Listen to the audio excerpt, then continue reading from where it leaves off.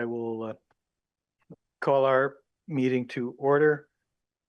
And I'll start by asking our two members who are appearing remotely to introduce themselves. Jim? Jim Sheridan. And Sal? Sal Alfano, District 2. Okay, great. Thank you. I'll start by talking about a few items of meeting logistics. Anyone joining remotely, please change your name display to your first and last name so we know who you're talking to. And similarly, when you address the councils, please start by stating your name and where you live. If you're speaking about us, well, I'll have to adjust this a little bit. If you wish to speak, you must be called on by the mayor. Once you are called on, you may make a statement or ask questions, but don't expect to go have a back and forth dialogue. And if you speak out of turn, go on too long, etc., you may be interrupted and asked to adjust your comments or behavior. I want to invite people's attention to a couple of things. One is the poster we have up here of that I think Adrian put together on the group norms that we all intend to hold ourselves to.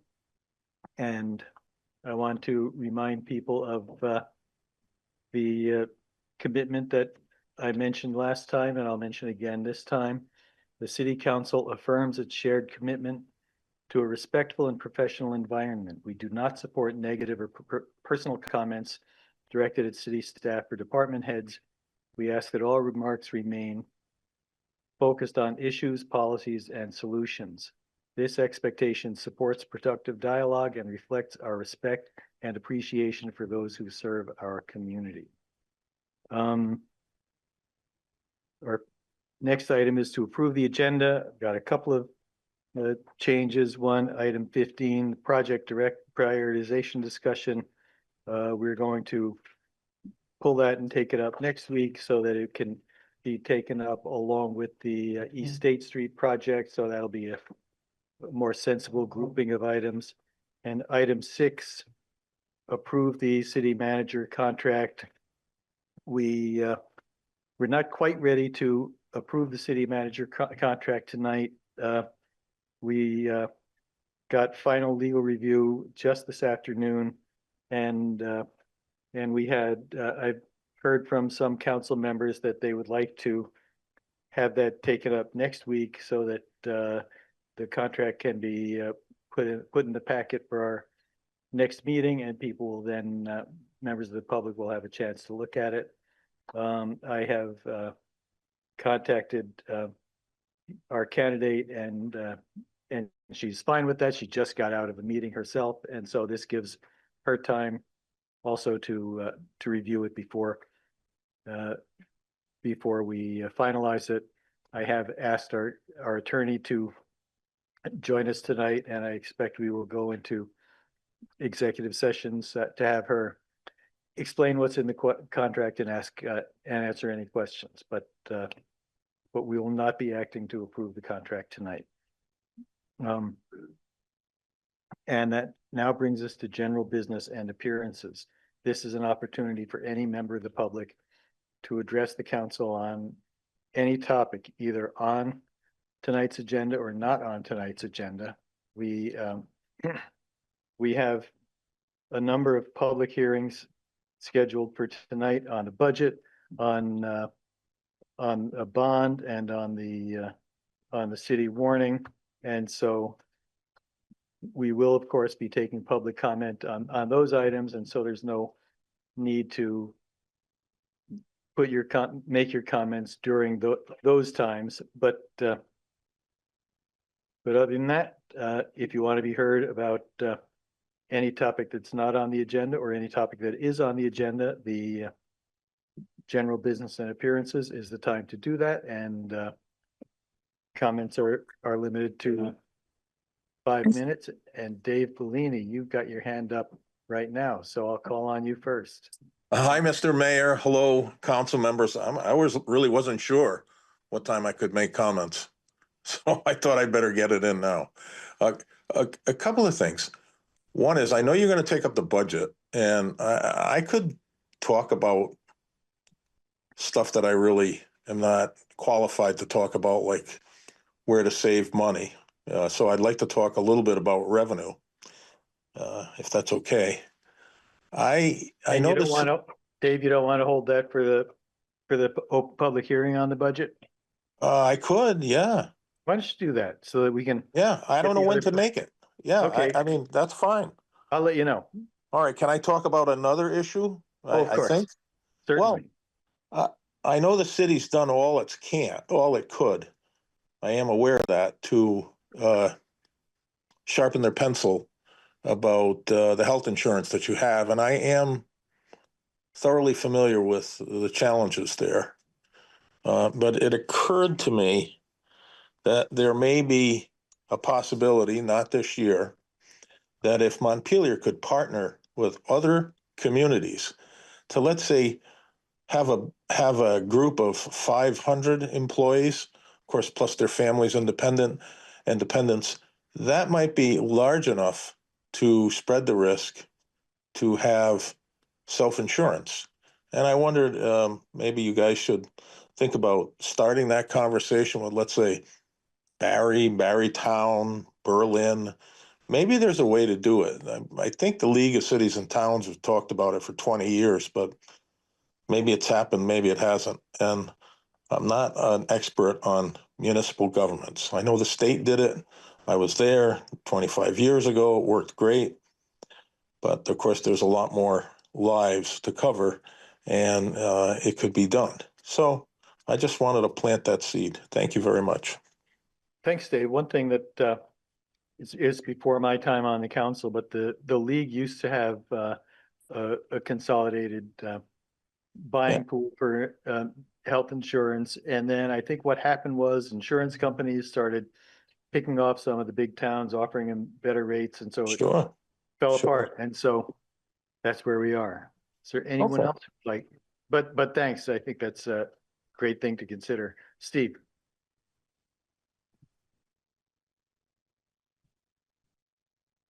Steve Whitaker, Montpelier. I want to speak tonight about governance and timing, not about the merits of any single project. The city is in a leadership transition. We have an acting city manager, a mayor nearing the end of a term, a new city manager starting February 17, and a new mayor to be sworn in shortly thereafter. That matters because decisions made during a transition don't disappear, they get inherited. What concerns me is that across multiple of tonight's agenda items, city departments appear to be scrambling to advance long-term commitments before anyone with long-term authority is in place to own them. This isn't about one project. This isn't just about Country Club Road. Tonight's agenda includes actions that are not time sensitive, but would bind the next administration. Renewal of the regional dispatch contract, which does not expire until the end of June. Proposed increases in appeal and permit fees, continued advancement of the Country Club Road RFP and CDBG-DR pre-application that assumes environmental readiness that remains unresolved. None of these decisions need to be finalized in the next 30 or 60 days. All of them would be far better evaluated by the incoming city manager and mayor, who will be responsible for living with the consequences. Acting leadership is the wrong moment for irreversible decisions. Acting leadership exists to keep the lights on, not to lock in policy, procurement, or infrastructure trajectories. Yet what we're doing now is the opposite, advancing projects that carry legal, financial, and environmental risk during a period when accountability is weakest. That doesn't reduce risk, it compounds it. Country Club Road is the clearest example. It illustrates the problem vividly. We have an active brownfield, incomplete supplemental site investigation, unresolved questions about contamination depth and soil removal, a long-term daycare lease adjacent to planned remediation, traffic safety concerns that haven't been grounded in current analysis, a city plan that's under legal challenge, and an RFP that asks developers to invent a master plan for public land in the absence of a city-created and approved master plan in accordance with Title 24, Chapter 117. At the same time, physical and contractual actions have already occurred. Soil disturbances, utility trenching, fencing, leasing, which narrow future options, whether we acknowledge them or not. Pretending these are still prospective decisions is dangerous. There's a tendency to speak as if environmental review and planning are still prospective, as if we're safely before any choice limiting actions. We are not. Choice limiting actions have already occurred. The real question now is whether the city will compound them by continuing to advance procurement and commitments during a leadership vacuum, or whether it will pause and let the next administration reset sequencing responsibly. Council is flying blind on litigation risk. I want to say this respectfully but plainly. The council is being asked to proceed without having been meaningfully briefed on the litigation that now surrounds these decisions. What the claims are, which ones are strong, what are the consequences would be if the city loses on threshold issues like procurement compliance, public process, and environmental sequencing. I'm not asking the council to decide the lawsuit tonight. I'm saying that proceeding with major commitments without understanding the risk landscape is not sound governance. This is not obstruction, this is stewardship. Pausing is what responsible organizations do when leadership is changing and the stakes are high. The new city manager will arrive in February, the new mayor shortly thereafter. They deserve the chance to understand the litigation, evaluate the alternatives, complete the environmental due diligence, and set priorities deliberately rather than inheriting fait accomplis. My ask is simple and reasonable. Pause advancement of the Country Club Road RFP, pause further action on the CDBG-DR application until environmental facts are fully disclosed, defer non-urgent contracts like the Capital Fire contract proposed for executive session tonight. That, if you read that agreement, it's got a governing body that hasn't met in 20 years. It's been a cluster screw of missed ambulance calls, people go on break. There's absolutely no accountability or transparency there. And y'all just keep rubber stamping it. It's time for that to stop. And it's inconsistent with what the state planning that's underway. So that's a good one to let the new manager get their head around first. Tonight isn't about winning or losing an argument. It's about whether the council chooses to hand off a manageable situation to the next administration or a tangled one. A short pause now preserves options. Rushing forward forecloses them. Thank you for considering this. Thanks, Steve. Any other members of the public? Yes, Peter. And Peter, as you're coming up, Evelyn, a question was raised if there's a way to give people who are commenting remotely a warning before their time runs out.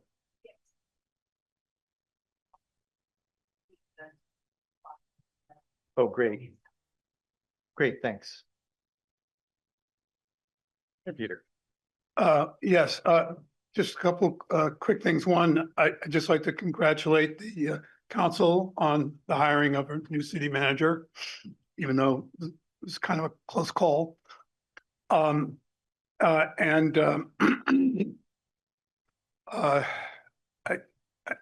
couldn't follow everything Steve Whitaker was saying, but the general idea, holding off on anything you can hold until the new city manager's on board, the new mayor's on board, strikes me as a pretty reasonable and positive suggestion. Okay, regrettably, we are living in an age of incivility. Here in Montpelier, Vermont, America, the entire world. Few of us are immune from the influence of this incivility. So I think it is unfair and unhelpful for those who may feel they are bearing the brunt of this incivility to respond in kind by lumping together and demonizing any and all who may offer criticism of any sort or make suggestions that run counter to the status quo of the moment.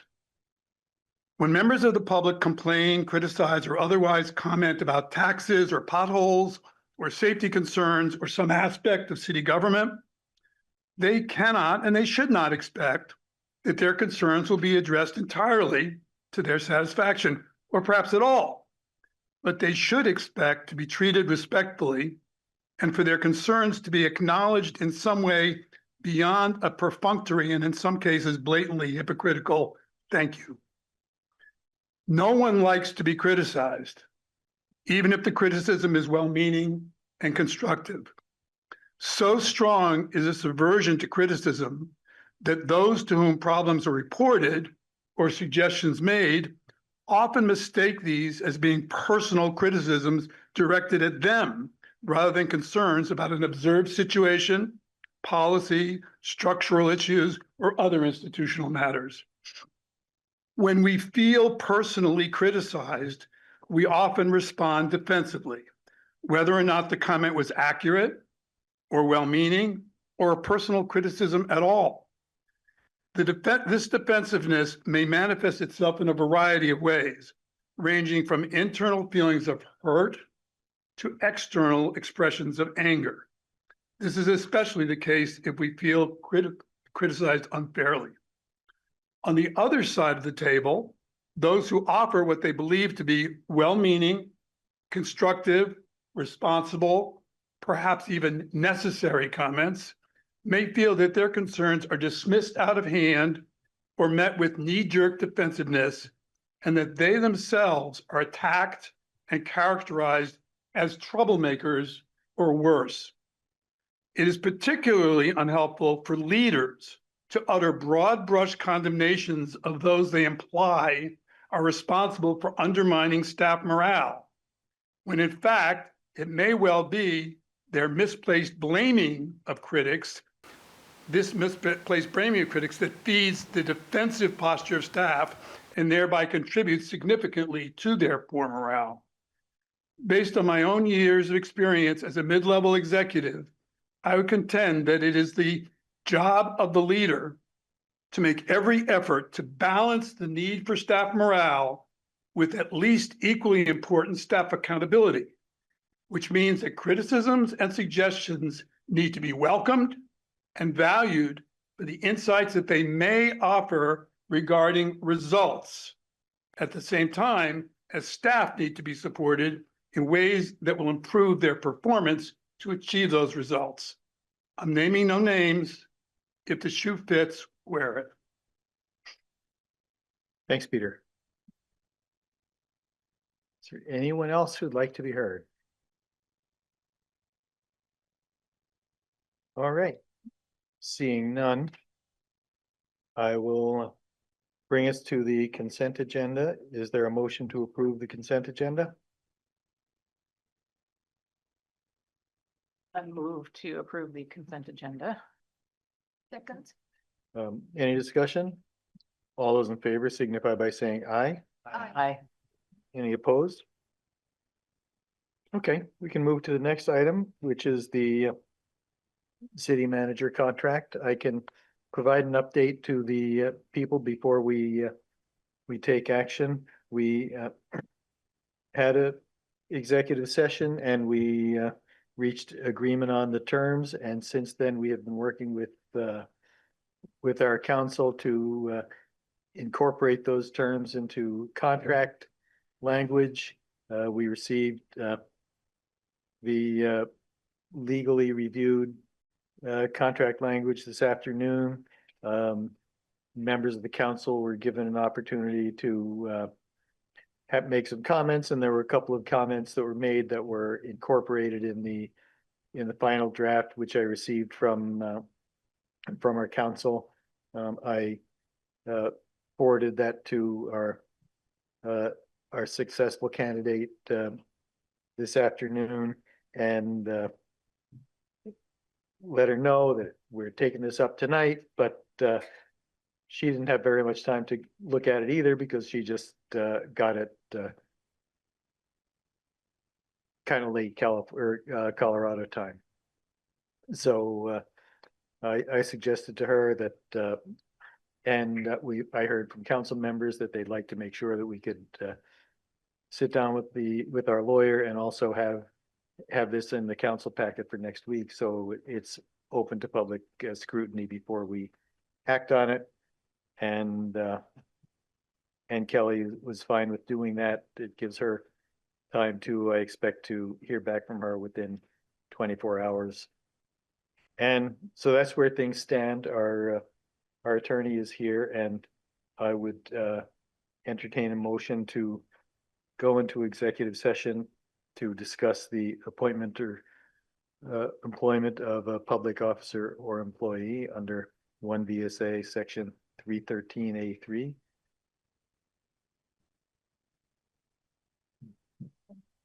So moved. Is there a second? Any discussion? All those in favor signify by saying aye. Aye. Any opposed? Okay, is there a motion to come out of executive session? So moved. Is there a second? Second. All those in favor signify by saying aye. Aye. Aye. Any opposed? Okay, great. Just to, for the benefit of the public, we discussed the terms of the contract with our counsel, Sarah Buxton. We have, there were some council members had some questions and points of clarification, and those were addressed. We expect to get a redraft within the next 24 hours and get that out to Kelly, and we expect it to be in the packet this week and on the agenda next week for final approval of the contract. And that's where we are, and I think we can now go back to the next item on the agenda, which is the first public hearing on the budget. And so I will open the public hearing and welcome, Sarah. Thank you for being here.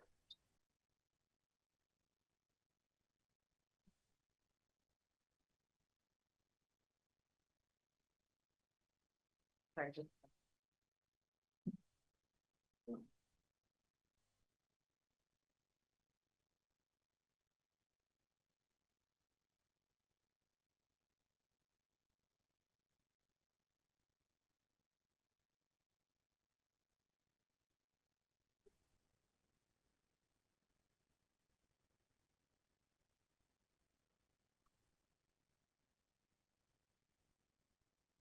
Sorry, I was joining the Zoom so I can screen share. Okay, yep.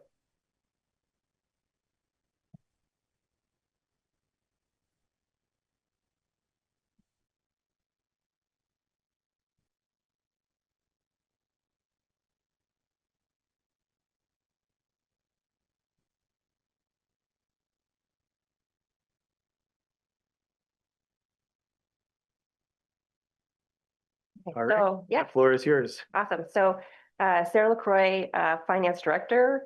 I'm here to present the budget for the first budget public hearing for the FY27 budget. This presentation is going to look very similar to the one that the previous acting city manager, Kelly Murphy, gave to you all. So, I'm not going to linger too long on the slides. We'll just kind of move through and then get right into discussions. And so this is just the brief outline of what we're going to go through.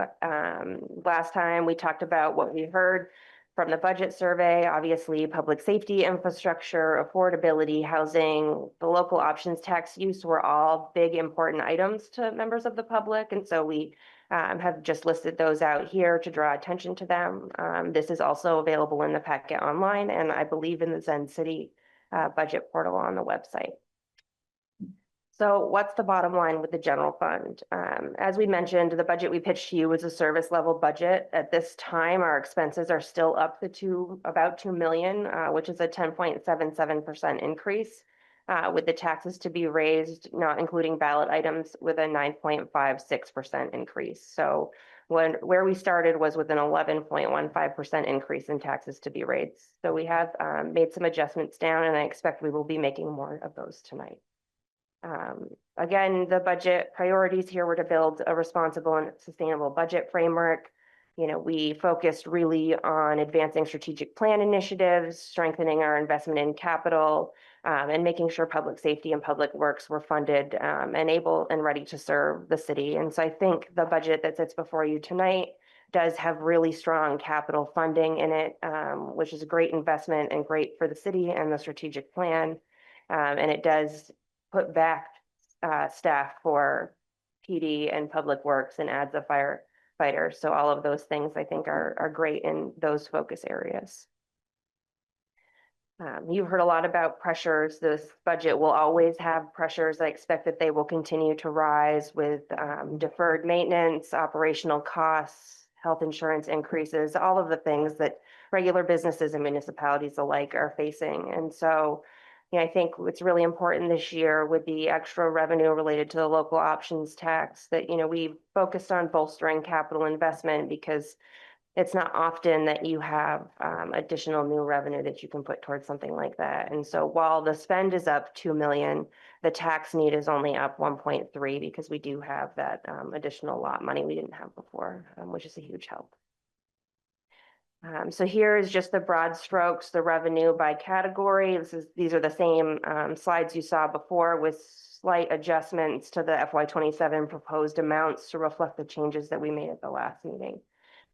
Which reduced the budget by about $196,000. Here you'll see expenses as well. The lines that would have been impacted from the cuts that were or reductions that were made at the last council meeting are the city council, the city manager, the planning department, all took adjustments on those. And on the next slide, you'll see it was also in the other governmental section. There was a $50,000 up there related to the additional investment in economic development that was removed. And so those were the only changes related to the buckets of expense categories.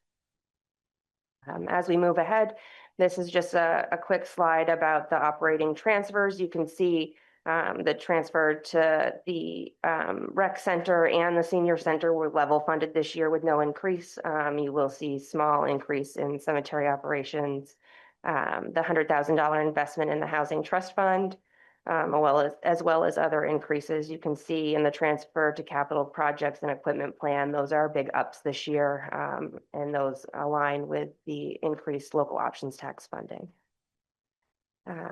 Here we've hit on capital a lot, but this year, we have fully funded, as the budget sits today, the $1.2 million paving plan.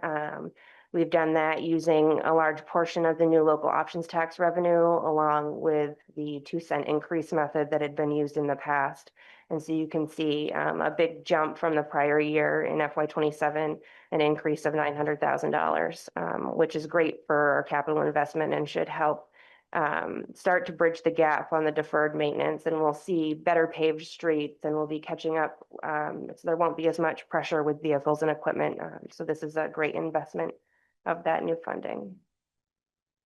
And then just again, you can see in the components here, from the infrastructure perspective, you can see the 1.2 million in paving and the matching sidewalk investment to go along with that.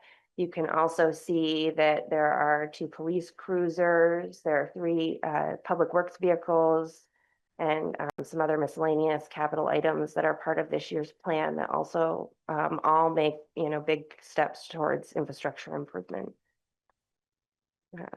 The next few slides are just the individual fund budgets for Parks, Rec, Senior Center, and the cemetery.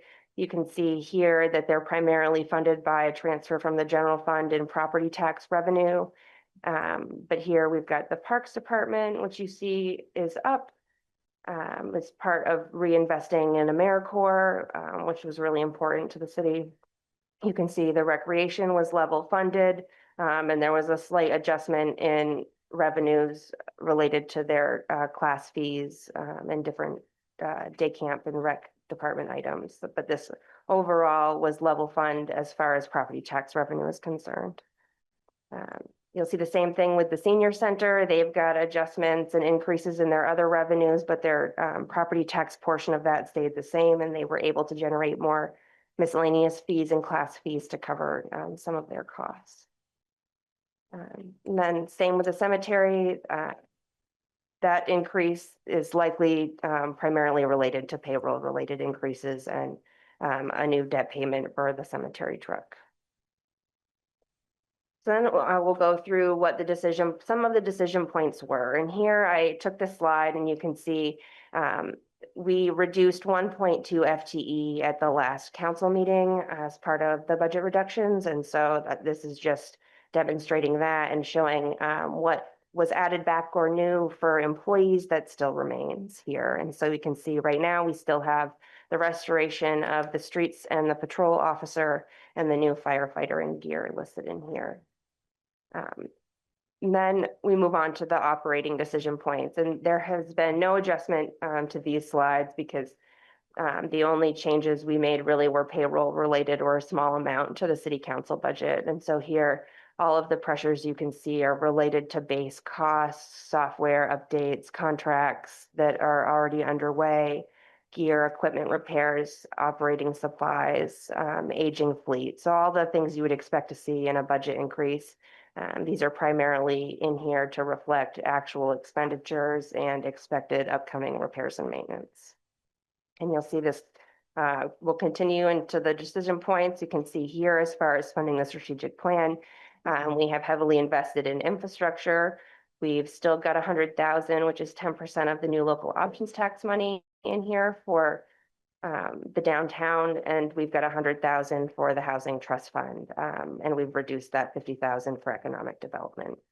So these are other items still on the table as far as add backs or additional reductions to meet whatever our target goal is.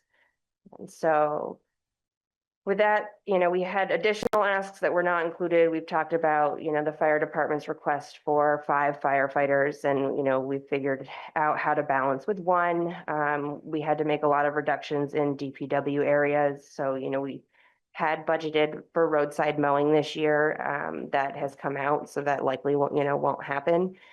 So we also will be running a gamble on salt as far as contract price versus actual need. And so we just will need to keep eyes on those items as we move through FY27 because they will be pressure areas. But these were the items that were asked for that were not included in the original manager's budget here, if in case there are items you want to put back in. And then we've got the municipal tax rate 5-year comparison here, and you can see overall with the changes you made, the city budget itself has about a 9.56% increase. And then the ballot items have a 2.6% increase in the tax rate, an overall increase of 9.22%. And I can walk us through that calculation if you would like, but it is math is why it does that the way it does. I can demonstrate it, but if it would be helpful, I can take us through that too. So here, the municipal tax bill breakdown is very similar to what it was before, but you can see that the average residence of 370 would have a municipal tax bill of $3,952 a year. This is an increase of $333 or $27.75 a month. And this slide shows the breakdown of what each portion of that budget net, the revenues they bring in, costs each taxpayer in this pie chart. Obviously, you can see the biggest investments are in your public safety and public works departments. Those are the biggest triangles here, as well as the capital plan. And government services is a huge chunk of debt payments. So that's what makes up those big pieces of the pie that you would expect. We will have a different item for the proposed bonding that will be a hearing, but we will be asking for this to be on the ballot, $8 million for sewer pump station and water and sewer line infrastructure. And so those expenses include the pump station 1, siphon lining, Berlin Hill sewer line, Clarendon to Bailey Ave sewer line, and then we get into water where we have Berry Street, Lower State Street, and North Street water lines that would be part of this bonding that we would be proposing to the voters on the ballot. So what's next? Today is the 14th. We are in the budget and bond public hearing number 1.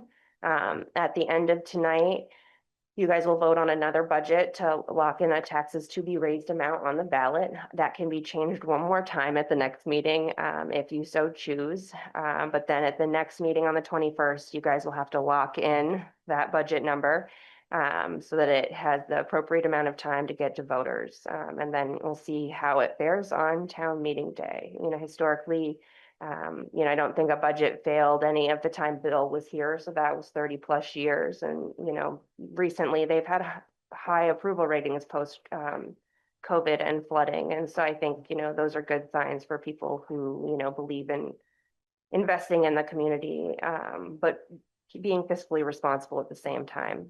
So With that, I'm happy to take any questions. I, encourage people to come out and vote in March for the budget, but, I think what happens after that's not really for me, but I'll, watch from the sideline. Thanks, Sarah. Since this is a public hearing, I'll start by seeing if there are any members of the public, either online or in the building, who would like to be recognized. Steve.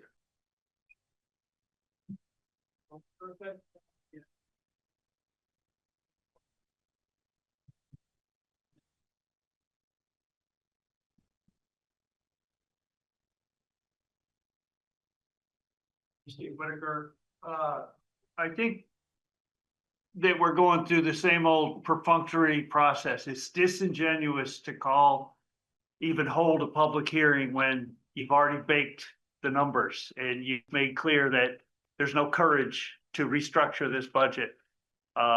You're tinkering around the edges, playing with the icing instead of dealing with some structural issues that we need to address. The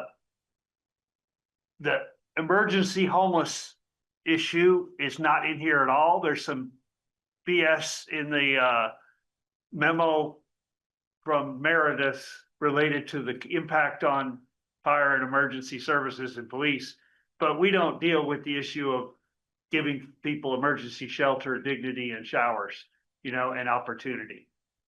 That's got to be a moral compass that you need to pay attention to. We still don't have a capital budget and program, a 5-year. And if we're serious about housing, we need to be thinking about paying and funding the water and sewer up into Sabins pasture, because it will be ready years before Country Club Road is ready. And that TIF, we don't have money in the budget right now to put a TIF plan together. It's unrealistic to expect a CHIP plan to be up and running and ready and passable. So again, that's a missing piece. We need a housing feasibility analysis. We don't know we can't review the Country Club Road proposals if we don't know how many units of what size and shape the market can absorb here. And we have to be careful. We're at risk of forfeiting who we are as a community, that displacing most of the Montpelierites who can no longer afford to live here and recruiting a new crop of Woodstock and Connecticut types. And that's a very real risk if we do not get this budget under control and our planning under control. So we need money for not just pavings and a token amount for sidewalks. We need emergency money to go and patch the sidewalk hazards that are risking our elderly every day. And we don't have a plan for it. We need, I mentioned Sabins, water and sewer into Sabins would be the most constructive thing we could do to accelerate housing development. And they're willing to work with us on a second emergency egress into Country Club Road. TIF planning, and we need money for a CCR master plan. That we disenfranchised the city planning commission from the Country Club Road. They felt it, they were told it, Miller orchestrated it, the council blessed it. No, this is not for the planning commission to do. That's a violation of law and the court will hold it up. So Thanks, Steve. I think I got a few more items because they're not gonna have a, Well, I'll give you the opportunity, assuming we have time after. okay. We've heard other, Come back if. Yeah, If if we have time, yep. Dave Bellini, this is the point at which I told you, oh, and there you go, you're up first.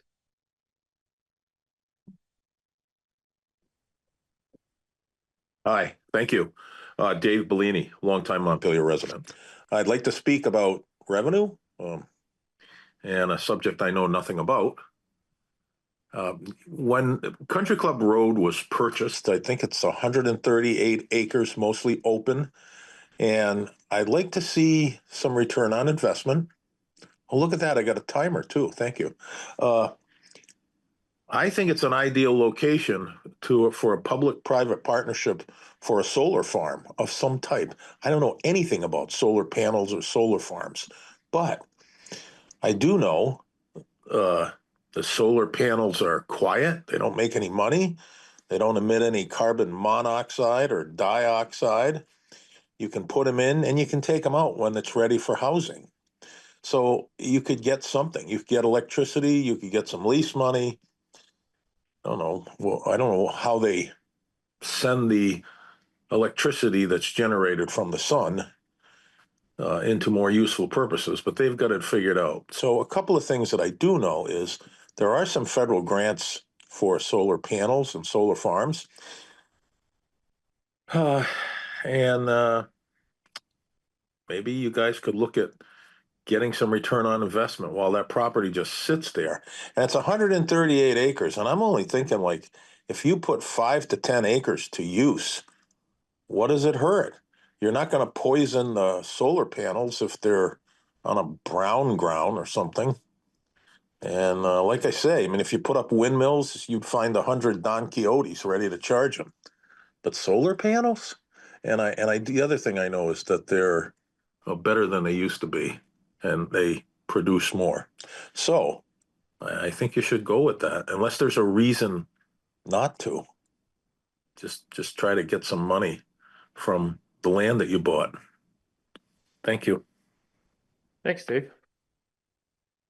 Katie?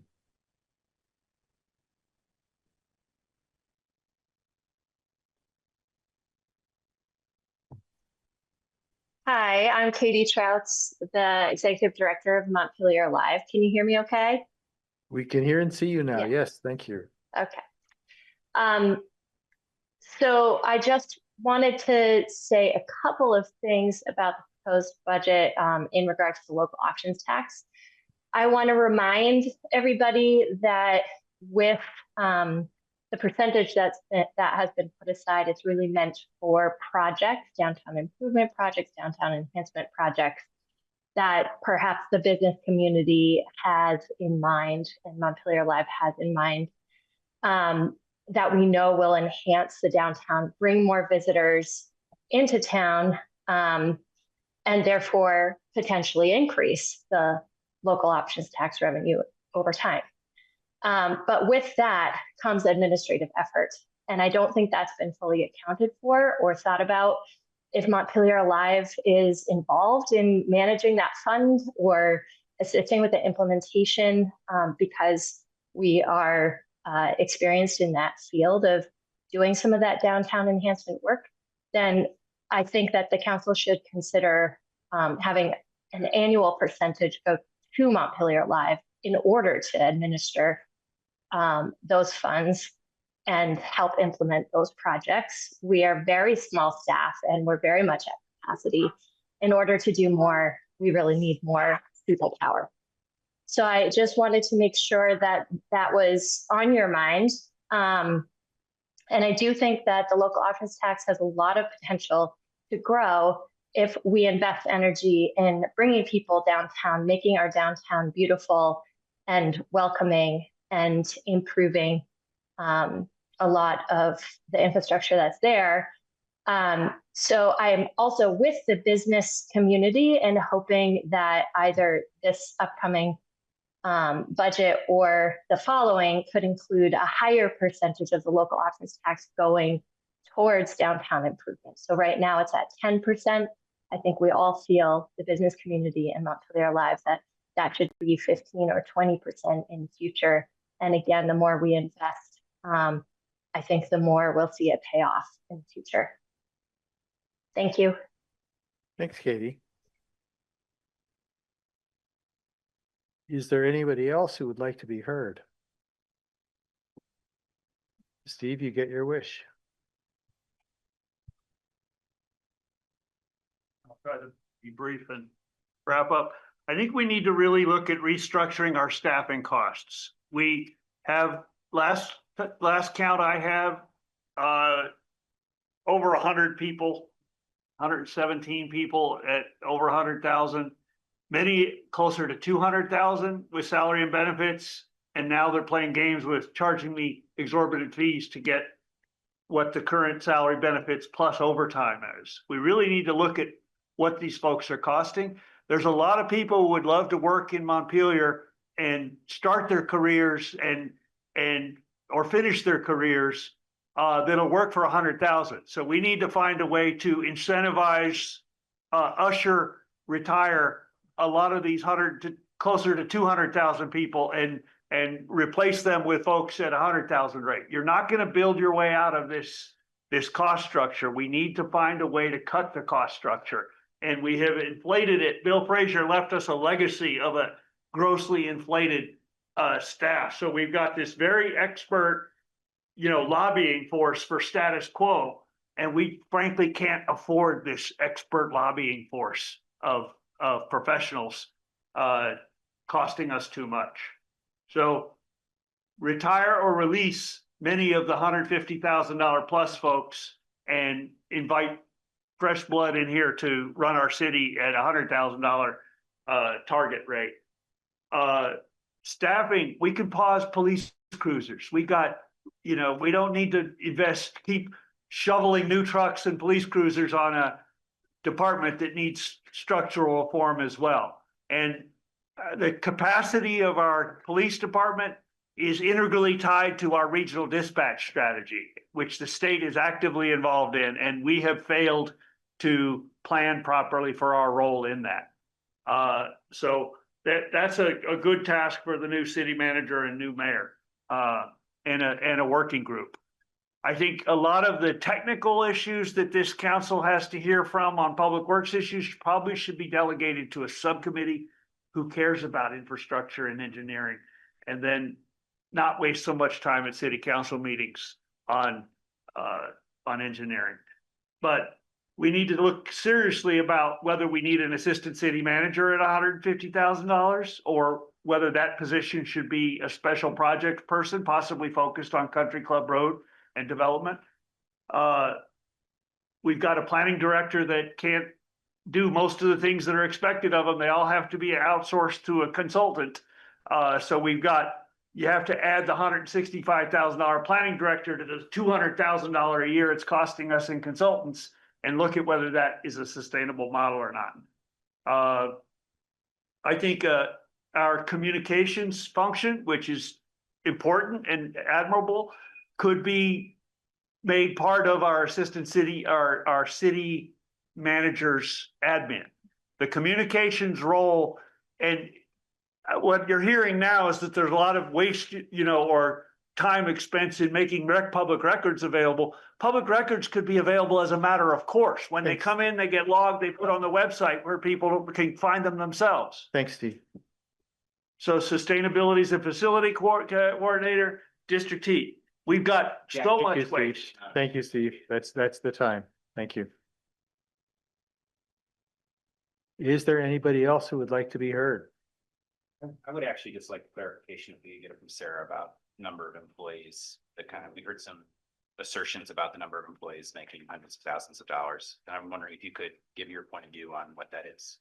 Yeah, so there are not, let me just put that, there are currently 111.16 existing FTEs. So there are not 117 city employees who are making over $100,000. There are some employees who do make over $100,000 and they are in high level positions that, to be quite frank, don't pay enough. So that it just is what it is. If you reviewed a staffing study and compared staff wages to those in the private sector, they don't compare. And so part of what helps is the benefits here. And so when you see those combined package costs, that's what would draw an employee to stay here.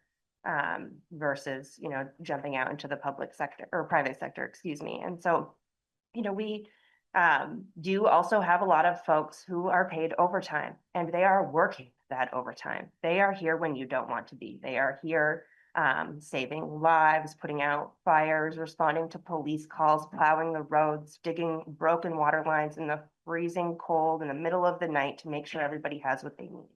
And so those people who are paid for that overtime have earned it.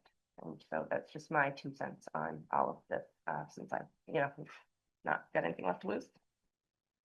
I completely agree. Thanks. Are there any other members of the public who'd like to address us? And I am not seeing anyone with their electronic hands raised or their actual hands raised. So I will close our public hearing. So Sarah, to be clear, we came in last time with an 11.15 percent increase. With the changes we made last week, we're at 9.22. Is that right? So just a little bit of rounding. So the percentages are just a hair off, but you can see here the municipal portion right now is sitting at the 9.53, but it nets down to 9.2 because of the Okay. math. Great, thanks. Council members? Where do we want to go from here? Does anyone have any suggestions for? So on this sheet at the top, I've got in red what was removed last time. And then there's, ample room to remove additional items or add some back, whatever your pleasure may be. Do you have something to? Yeah, just trying to take a look at things and make it manageable. One of the things that I was thinking about, I really appreciate that we're committed to the steady state and that we're using local option tax to accelerate getting to the steady state. I think that's extremely important. We also have $100,000 in the budget for the Waverly Place stairs, and just in my thinking about it, I feel like that's critical infrastructure aligned similar to paving or sidewalks. And so what I'd like to see us actually do is kind of blend those two requests of the money that we've set aside for paving and sidewalks and take the request for Waverly Place stairs and kind of put it in there. You know what I mean? So we would, just to really say it, we would be taking $100,000 away from paving or sidewalks, but we'd still be putting in $100,000 towards infrastructure, just in a slightly different form. So to be clear, your proposal is to essentially X out the line item for Waverly Place stairs and Pay for it. we'll pay for it under the paving and. Yeah. Yeah, that's a suggestion that I have. Okay, cool. I do. That's, Police staff supports that suggestion. I think, we can have talked about, areas where if we needed to make adjustments, we could, and that is one. I think we can absorb some of that into the sidewalks budget and do more work in-house, as long as we can retain that additional public works employee. it's pedestrian transportation, whether it's sidewalk, whether it's horizontal or vertical. Absolutely. Ellen. Just for brainstorming, I've heard that public is okay to see one additional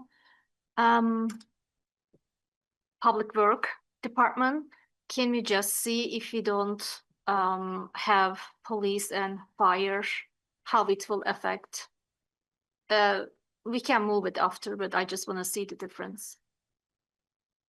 So to cut both both the fire and police. Yeah, so if And- we do this, what is the difference? Because I keep hearing a lot of public input about it. I'm not saying that we don't need it. I just want to see the number.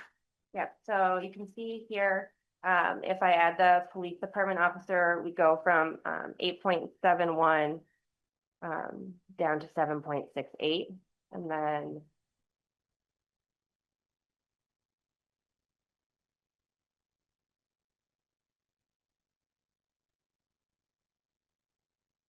we then reduce the firefighter. That puts us down at about 6.72%.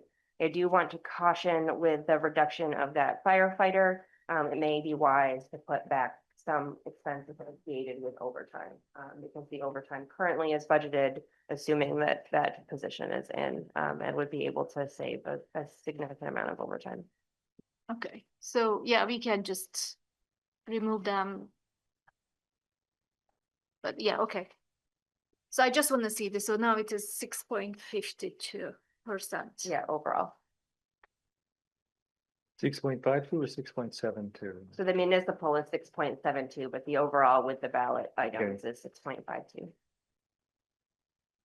Okay, so I'm not suggesting to cut this. So Okay, you can just, yeah, I just want Just to, wanted to see it. yeah, exactly. Because I keep getting so many questions and I tried to calculate myself. It didn't give this number, so thank you. Yeah, I was like, what is happening? Thanks. Dan, did you have anything more? Were you in the middle of a list when you? I mean, I called got on other Pella? ideas, but if other people wanna. Yeah, I'd like to Go. hear if other people have ideas too. Adrian. For, I mean, the budgeting expert that you are, and we look at this every year, I don't know if this is not what municipalities do, but I would love to see like a 5-year plan, right? So like, how do we add a police officer one year, a firefighter next year? There's a whole list of things that need to be added. So like, what is the plan over the next 5 years to add those to the budget while also looking at our increased funding streams? Like, it's so hard because I'm like, we just added the lot and we're like, okay, well, this is what we're going to spend all the money on. And we try to get everything into the budget because we just got an increase in funding. But like, how do we pace that over a number of years so that we're not stuck with this? Like, what I've heard from my constituents, it's like not good. They're like, we don't want this tax rate. They want this level of funding. And I've tried to explain to them everything we've heard to be advocates for the staff. I'm like, we can't do that. Like, we need to have, you know, the operational costs have gone up, the health insurance, the whole, you know, the talking points that we've heard. But I think there's just a breaking point where people are like, we just can't continue to have these tax increases over and over again. So how do we pace it over multiple years? So we know in year 1, we'll have a police officer. In year 2, we'll have a firefighter. And in year 3, we'll have, you know, the 2 police cruisers, like, so we can project so that we kind of get a sense of it's not all jammed into like, I don't know, I feel like a lot is in this budget and it's impossible to like cut things out. Yeah, so, you know, we do have a 5-year capital plan, and for equipment that goes even further out. And so we've got a really, you know, specific regimented replacement schedule based on useful lives and return on investment and, you know, how much money we'll get back. And so that, you know, I knew this year, I've known since I started that there would be 2 cruisers in this budget. So those are things that those aren't new adds. They're just part of our capital planning and our annual overall.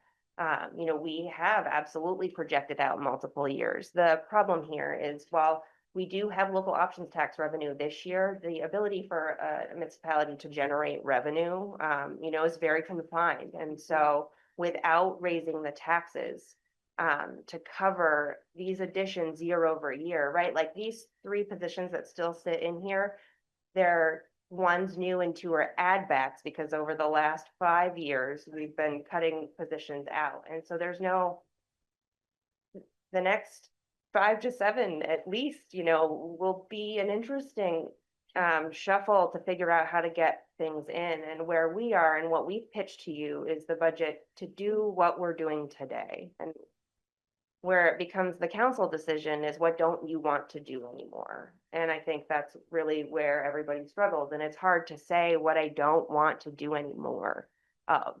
And so we can take these things around the edges, or like the Waverly Place stairs reduction. But at the end of the day, if we don't pick what we don't want to do, this pressure just continues. I am doom and gloom. So I wish I could give a better answer than that, but the pressure's on this without the continued investment in the Country Club Road property and bolstering the grand list and growing housing to increase that base. You know, you really are stuck in a tricky spot, and that's where Montpelier finds itself right now. Sal. I really would rather not cut the 3 new infrastructure positions, I mean, and public safety positions. But I wonder if there's a way to, and I don't know who's in the room, if the chiefs are there and Kurt is there. I wonder if there's a way to, I mean, looking at the history where we've had trouble filling these positions, can we somehow stagger the hires so that the impact is spread across 2 budgets? I mean, is that? Yeah, I mean, you can, but does that work at all? Kurt Go and ahead, the Sarah, two- I'm sorry. Kurt and the two chiefs are both here, but Sarah, you're starting. Are have they passed out or are they conscious? I guess Oh, they're all okay. here. All right, good. No, I think you can phase, hiring folks, but you would want to be hiring this person at a 1.0 FTE that we're investing in because they're going to need training. They're public safety or public works folks. And so, if we did this now, you would need to be committed to, it would be a hard sell to hire somebody knowing you're budgeted as a half a year employee with, some of these things. But I do think that that's a good option to build them in. You would want to commit to funding the full position in the following year, and it phases the approach, which I think what Sal's referring to, and Sal, correct me if I'm wrong, but it's if we waited 6 months through the year to fill, I'm just using police as an example, to fill the police position, right? And then it would continue as a single full-time person Yeah. in presumably in perpetuity, right? But it's like, it's not, yeah. yes, no, it's not a part-time FTE. Right. You would just be Yes. hiring them. You would just want to be Right. sure you're committed to fully funding those positions in the next fiscal year. That was all. Yes. Right, yeah. But yes, we could half fund and delay hire. I think, them having the positions in some capacity is better than not at all. Right. Oh, so yeah, so Kurt, Yeah, I mean- and the two chiefs, do you have, Yeah, I'd really like to Yeah. hear what they think of that idea. Kurt Monica, Public Works Director. So I actually have a different proposal for consideration by council for the Public Works employee. And that is for the engineering staff to work with our streets division and the paving contractor to look at ways where we can do in-house work on the paving contract to reduce, reduce the cost of that contract, an equivalent amount of the salary for the new position.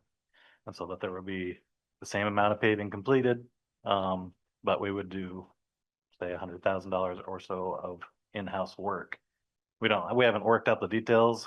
We have to have a meeting to figure exactly how we do that, but I am confident that we can do that. Would be sidewalk structures adjustments, asphalt curbing. Those are things that our staff is really good at, and with increased staffing, I'm very confident that we could make that happen. so your proposal then is just not cut personnel, but cut 100,000 from paving essentially? Correct, yeah. Okay. Carrie, That's just what I was Okay. to clarify. So we would keep the position in, but we would reduce paving by that amount. Yeah, 103. So in a sense, we're getting rid of the 103,000, but you still get the. Right, and we So still would still do do the the same, paving. the And we same still do amount the of, Same amount of work. less Yeah, the yeah. waiver lead reduction, but Right. less that 100,000 separate, but. Yeah. It's a good idea. That's a great. that sounds great, yeah. We've been trying. Thank you. Jim, Yeah. oh, sorry, while we're on the topic, chief.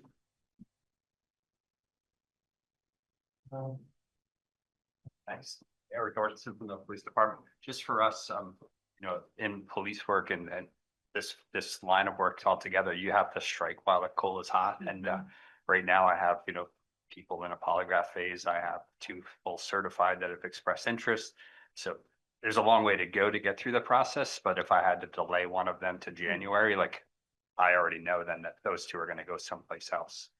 But they've come to us first. So I have some optimism.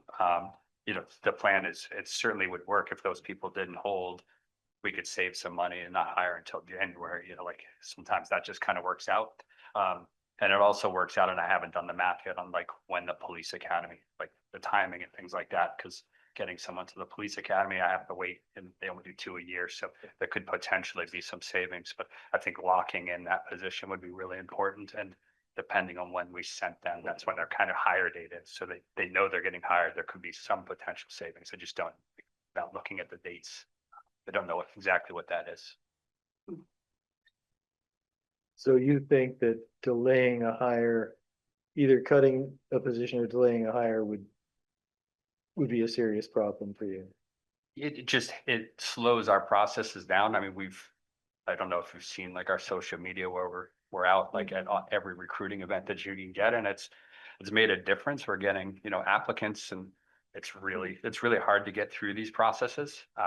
So when you survive, you're doing well. And right now we have like a pretty good lot of people in there that are in the process. And I was like, man, it would be really nice to say we got the staff back to 17. Like, it's kind of like one of those big goals that I've set was like, okay, we've got the pay where we need it. We've got the training where we need it. We've got the transparency where we need it. Can we get the staffing where we need it? And we're pretty darn close.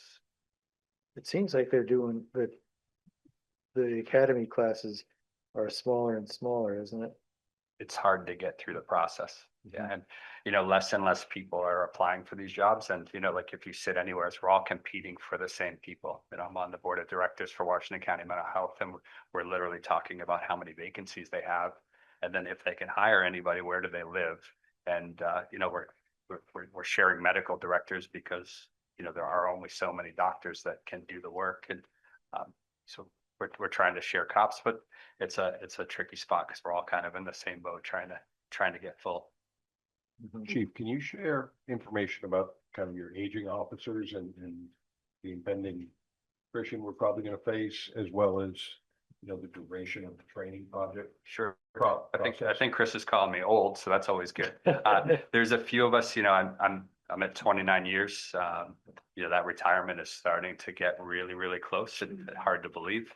I started as a little kid and now here I am, an old guy. And, so there's myself, Kevin's, my deputy chief. He's got a couple years left. Diane and Jeff Pearson are very similar age to me. So there's a few of us that are pretty close. And then our pension allows you to retire in 20 years. You can't collect until you're 50. But if you look at the private sector, some of these jobs that police and fire and DPW can get are pretty lucrative. So it makes sense at 20 years to kind of put your pension aside, go into a new line of work, and you'll start a whole nother retirement and career. So that's what a couple of the other guys who are pretty close to that 20 years are talking about. So I've been trying to kind of ramp up and see what we can do. And, even at 17, that's not ramped up enough to kind of absorb that kind of loss. Helen? So Chief, when we hire or keep this position, you will have 17 officers, right? We would be So, authorized so- for 17. Okay, so how long will your department function efficiently with 17 officers? Like in 3 years, I need to have 18. Like, is there any projection? So yes, there is, a similar size community of ours is Barry, and they're authorized for 21 police officers. Okay. Okay. Morristown is about half our population and they have 15, which is what I'm carrying. And they have half the call volume that we have in Morristown. We could argue that they don't have the state capital and the things that we do. Montpelier is a very unique place, but I think that's what makes it kind of cool to work here. But there are certain challenges that we have. Getting us to 17 gets me to try and get to 3 people per shift, which is that, for my entire career until I became chief was the norm. And it's, the safety part for the officers and members of the community that we deal with. So that's like my big push is to get us to that number again. And it gets us there. It absorbs a couple, vacations here and there without having to have overtime. But as I've told Sal 100 times, 17 isn't going to save me a massive amount of overtime. So I'm not even going to begin to tell you that that's going to save you a lot of money because it's not.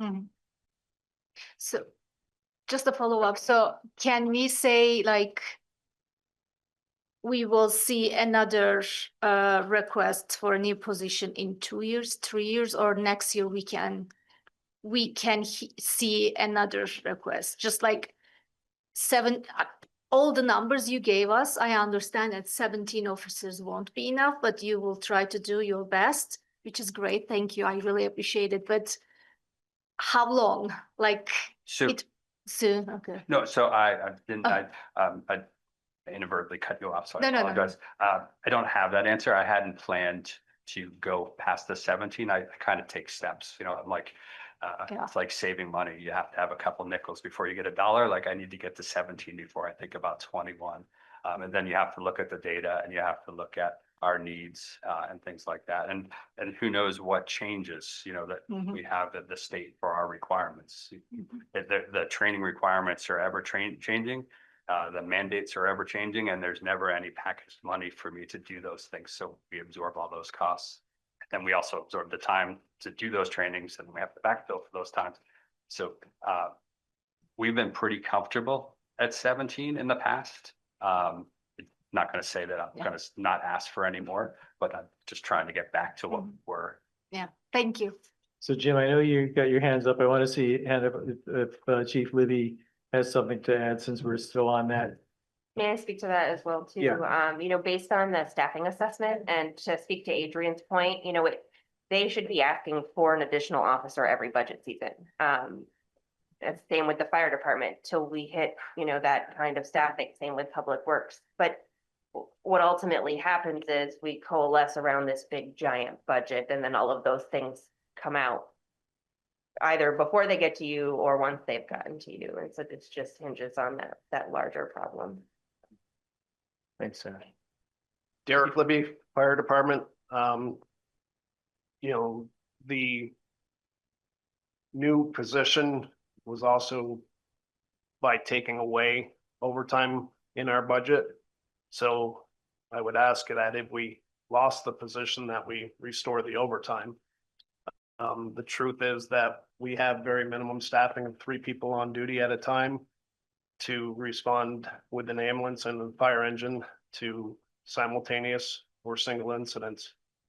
I have 5 people with 19 plus years, so the attrition is looking down the barrel.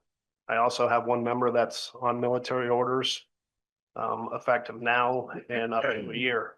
So we are either working through more overtime or trying to add staff and curb it.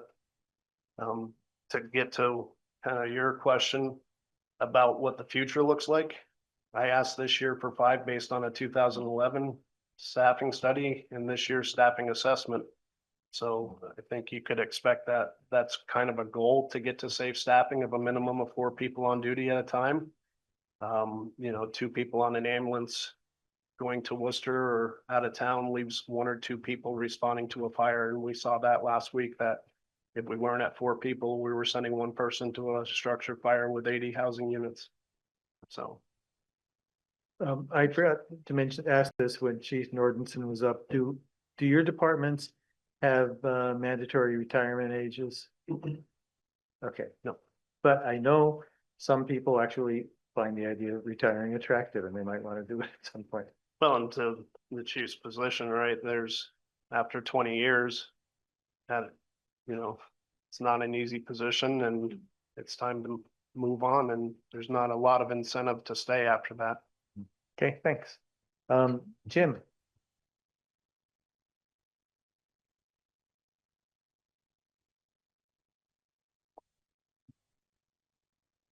Okay, Gotcha. just a couple things.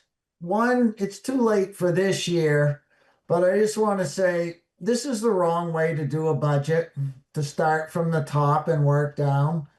I mean, businesses don't do that. And if you're doing your home budget, you don't start that way. You don't start saying, well, we want vacations and the kids want lots of Christmas gifts and let's see what we can afford and eliminate stuff.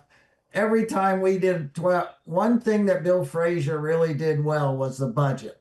And we always worked our way up instead of down. It's much easier to add stuff than it is to try to find stuff that you take out, because when you start high, you got everybody's expectations up and it's very hard to pull stuff out. So I know it's too late for this year, but John Holler said the same thing during his time.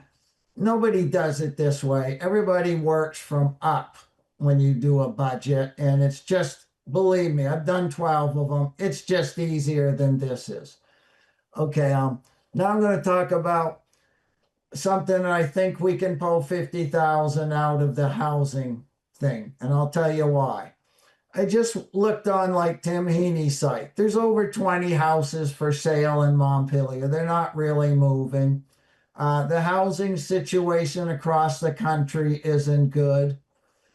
Vermont is one of 3 states that lost residents last year. We're last in economic motivation. So I think I don't want to take anything out of paving or infrastructure, but we took 50 out of economic development. I'm fine with that. I think we could take 50 out of housing because it's not what I'm hearing the people saying. They're talking, what I hear is kind of like what Adrian says. Everybody's talking about the infrastructure, less about the housing and everything else. So my proposal would be to reduce that by 50,000 because I don't think you're going to see a whole lot of activity for a little while in that department. Thank you. Thanks, Jim. Yeah, oh, sorry. It's hard to see I everything. know. Carrie. So I'm thinking about what we did last time, taking out that administrative assistant position, and I'm not feeling comfortable with that anymore. Because I'm looking at what was requested was what we have the option to do is to restore positions that we cut before that are down. And I think we should really do that. I mean, I think it's been made really clear that that's necessary. So I would really like to have that administrative assistant position put back in. And but I want to think about the idea of looking at the new firefighter position as something that we don't include this year because it's an additional position. It's not restoring a previous cut. And I recognize we'd have to put some overtime back in. So I'm just curious how much that would be and what that would do for us if we could kind of flip those. And then I want to really speak very strongly in favor of the full 100,000 in the housing trust fund. I think that if we're not seeing a lot of activity, that's even more reason why we have to invest in it, and so that there will be resources there to be able to have that activity happen. So the housing committee had asked for 250,000, which would still put us behind where we would have been if we fully funded this every year. So 100,000 is not even getting us anywhere close to caught up, but at least it's something. So I would really like to keep that and not cut it at all. Adrian. I was also on the same thought process for the admin assistant, but I want to go a step further and see if, we could take a certain number off that salary and have it be like an entry level position to do like FOIA requests and more of like the administrative, like an entry level admin. So I was thinking that like about 30,000 off of that salary. So it's someone who's could have graduated from high school, maybe, trying to get, just like an entry level job. Because we have the city manager, we have the assistant city manager, which are two very high level staff. And I just thought that that might be an opportunity to get someone into the city, get the benefits, get, a good working environment, and then build up, over the years. What is the salary that's currently in that proposal? Just give me a minute. Okay. Something related to Uh-huh. that. Starting with a part-time position will be good, Sarah. Oh, sorry. So Evelyn and Tanya, will it help for you, or you really prefer full-time? Like starting with a part-time position, then increasing it full-time if we really need it. After our new manager comes and makes her evaluation and suggestions. Yeah, Evelyn Prim, acting assistant city manager. I'm happy to speak to that too. It definitely would. Anything is better than nothing at this point. Okay. However, I think Sarah mentioned too last time, part-time positions are really hard to fill. Okay. It's really hard to find somebody that's willing to work for, especially for a lower salary with no or much fewer benefits. So just with that reservation, just put that in there. But yeah, definitely something is better than nothing. But Okay. just Thank you. to consider. So your suggestion have a full-time? I'm asking these questions for public members. Absolutely. On behalf of them. Okay. So entry level full-time will be still good. Yeah, I think we can Okay. definitely make that work. Thank you. Yeah. And what do we think of when we say an entry-level admin position. I think we heard last time that the salary marked for this was like 90,000. Is that right? Um, 1990. could we make it 60 or 70? I don't know.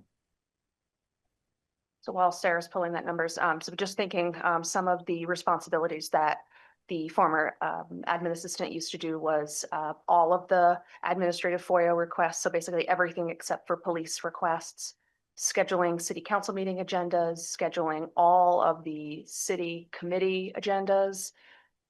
This person also managed the phones, is basically acted as a first point of contact for questions from residents.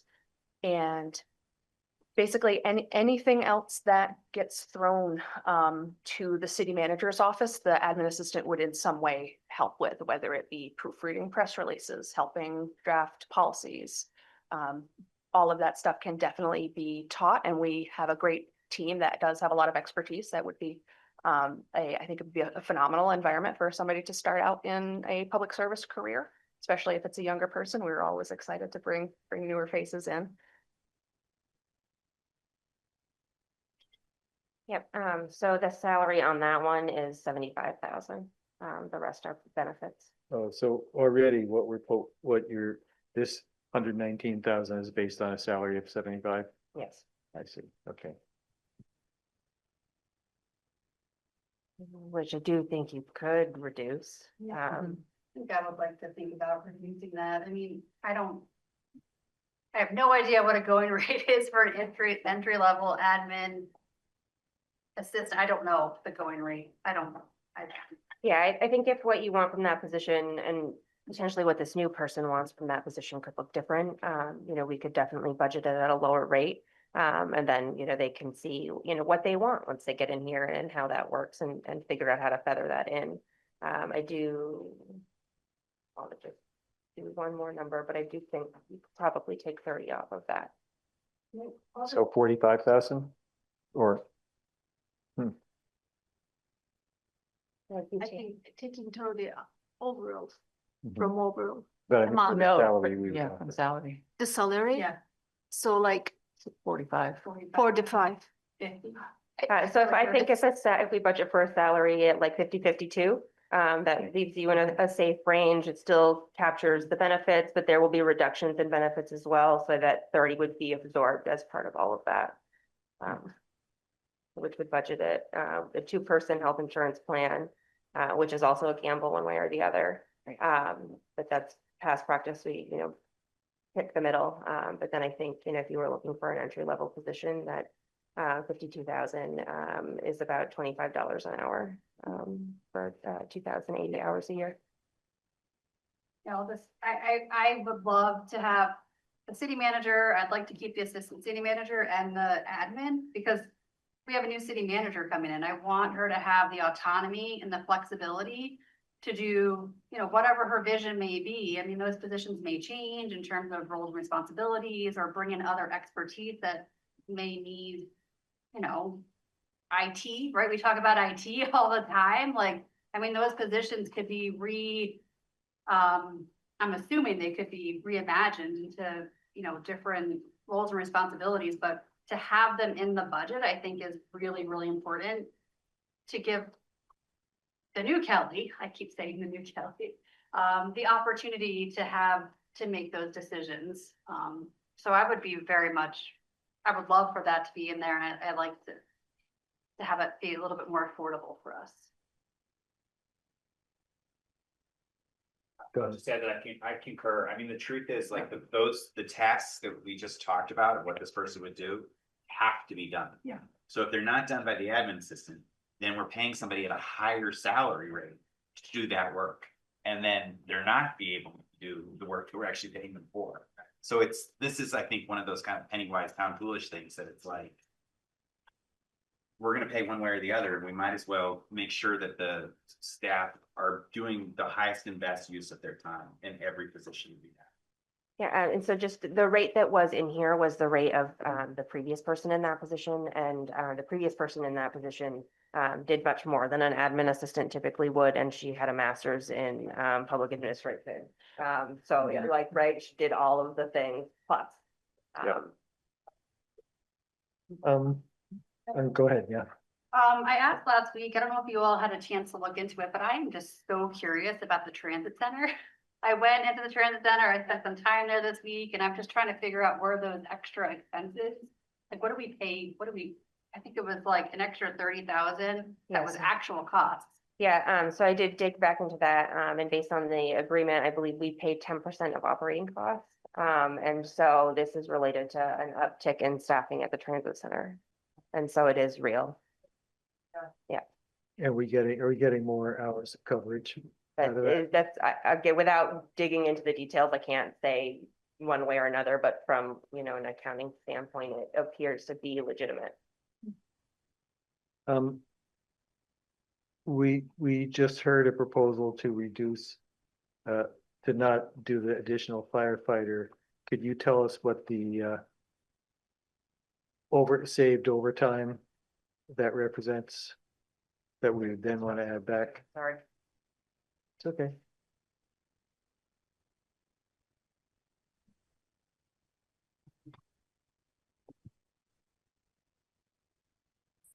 So their overtime was reduced, actually more than that position cost,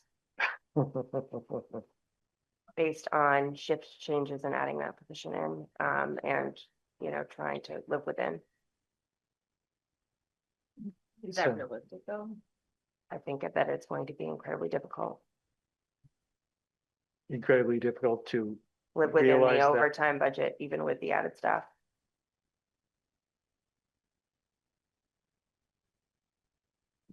But Okay. I'm not sure there's a good swap there. Mhm. So we're gonna have overtime expenses, whether that position's there or not. It's a question, of kind of basic question that I should answer to, but if July 1st budget starts, but like for whatever reason, we aren't able to hire somebody until November for one of these kinds of new positions, what happens to the money that's been budgeted for that position that isn't utilized between July 1? And does it go into reserves, or where does it go? Yeah, so vacancy savings falls to the bottom line, so that would cover other overages. Right. Or it would help build up fund balance if there was extra left over at the end. Okay. Yeah, so it just would be absorbed into something Into else the bottom line. or the bottom line, yep. Thank you. But it doesn't go anywhere until the end of the fiscal year, and that's when we decide how much to transfer into. Yeah, how much to allocate, for different purposes. Thank you. So. You're muted, Sal. I'm just wondering, Sarah, what is the difference between doing that and putting that into a restricted fund that would then, be dedicated in the following, with the next time an employee was hired the next year? Like we've had, open DPW positions for a couple of years. The money drops to the reserve, it's like up for grabs all of a sudden, whereas if it was restricted, it would go for a specific use. Are there pros and cons in that? Yeah, so annually, we come before you with a resolution to commit funds, and usually with staff recommendations on what be committed. Items that are restricted in nature, either by grant agreement or debt. And so you guys don't actually have the authority to reallocate those funds, but the committed and assigned and unassigned, you do. And so, right now, what's falling to the bottom line isn't even coming close to meeting the fund balance policy. Other places do use fund balance to buy down the tax rate. But that is also a slippery slope and not something I would recommend, because, you at some point that pain catches you, and we are already deep into that pain point with a smaller fund balance than we should have, which makes cash flow difficult. Adrian. So I'm just trying to think like big picture. So we got it down to 7.92, and that includes the 3 ballot items, right? That's correct. And then should we ever get, I've been trying to follow it, but I've lost track of the school. Was it 2.6 6 or something. Yeah. You can see I updated as of 1/7. I'm not sure if they've come out with something different, but it looks like about a 4.1% increase based on their packet from that meeting. So I've updated that in the bottom of this spreadsheet. You can see what their increase does. Oh, the 4.1. Oh, I see it. Yep, sorry. So then what is that, that 5.54% mean? That's just the aggregate overall. They're all different weights. I know, yeah. Please don't make me explain that. Okay. So I guess the end, right? So people like want to know, like, what would be my tax bill? Right, so What's that's the increase? where this piece at the bottom comes in. You can Okay. see exactly what happens at your assessed value Okay. based on the current estimated ed rate and the estimated. So if I had a house that was appraised at $370,000 for 2027, right now as it stands, I'm just saying hypothetically, my tax bill would increase by 5.5%, including the city budget, the ballot items, and the school tax. Yes. Okay. So it's that $479 you can see here, which equates to about $40 per month. Okay, thank you. Yep. And on top of the last year's increase. Oh, yeah. Oh, of course, yeah. Yeah, a lot, Yeah. but we're not starting at zero. No. And I do want to say from a budgeting perspective, we start at the bottom and work up. And then we present the budget to you that is the city manager's budget. And like I personally have done this exercise, it was one of the things that really tore at my heart before I, made the decision to leave, is just because this is incredibly difficult. And everything you cut here, it hurts. It's a bad idea. Somebody loses, and that is a tricky spot to be in year over year. And I do see that for your future, not just, but, you've got really difficult decisions to make. I could offer an additional cut if it would be helpful. There is $50,000 in the capital fund for technology.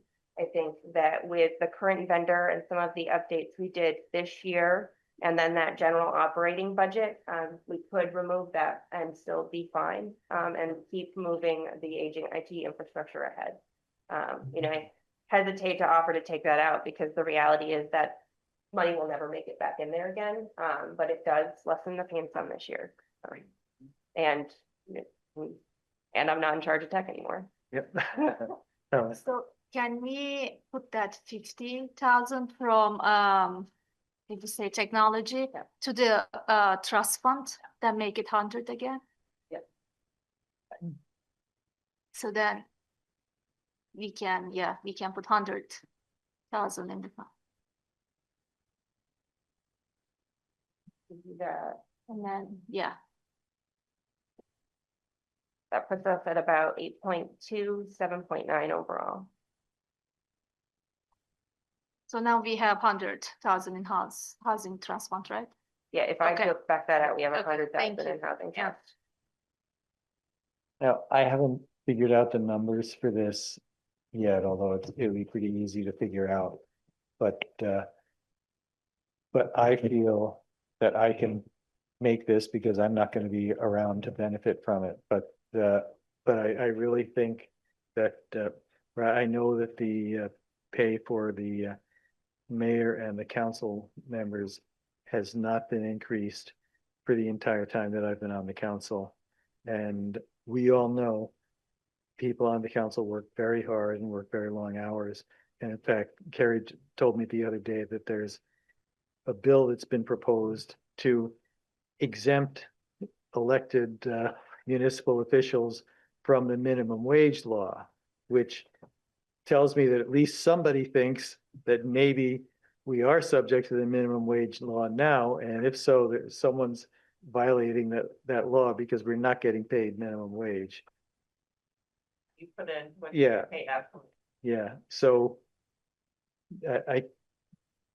I think the figures are 4,000 and 2,500, Roughly. and depending on how many payrolls there are, but I think that I would like to see us add 1,000 or even 2,000 to those lines. I don't know if anyone on the council is going to support that, but people always resist it, but council members are underpaid. I have no problem saying that. Helen. So I appreciate your offer. I am okay if we don't put it this year budget because I'm hearing so many things from public. If we can add it in the future, I think it's good point because some people needs like childcare, right? Some people needs other things to serve on the city council. Yeah, I really appreciate your offer, but maybe not this year. I don't know how other people think. Terry. Yeah, I agree with Palin's thought that this should happen in the future. I agree. I don't feel personally underpaid, but I'm also someone who's in my life circumstances are not such that I'm making huge financial sacrifices of childcare or, anything like that to be able to do this. And I'm sure there are people who it would make it much easier for them to serve. And it's a limited population of people who can ever serve on city council. And I would like to do anything we can to expand that, so by the same principle that for a while we had stipends for being a volunteer on a committee. I don't think this year is the year to do it. I don't want to do it this year, but I really appreciate you bringing it up. And I think we ought to keep it as part of our conversation every year. Ben and then Jim. Yeah, I don't want to do it either. Yeah. Having said that, I do think it, and this isn't the time, but like, I think it'd be really interesting actually to explore like a childcare subsidy or something like that for, that is just available for people who need to take advantage of that. Cause I hate the idea of a barrier to public service. And so I think we're fine. Okay. We don't need to do it, but I do think it'd be interesting to explore that in the future year. Jim. Well, I'm not in this for the money. I did 12 years and we only got $1,000 a year. I cataloged my hours for 2 years and they were over 1,000 hours. So you're talking $1 an hour. So we're not in this for the money. I will say this, Jack, I kind of did what you did. My final year that I was retiring, I made the motion to bump it up for 50 to 1,500 because I knew nobody could say I was benefiting because I was going to be gone. But I knew that $1,000 had been like that for 20 years. So I understand why you're doing it. You're doing it because it's not going to benefit you and you think, it's going to help the counselor. So I do appreciate that, but I'm with the rest. I don't think it's a good time to do it, but that's the time that somebody does it is when it isn't going to benefit them. But,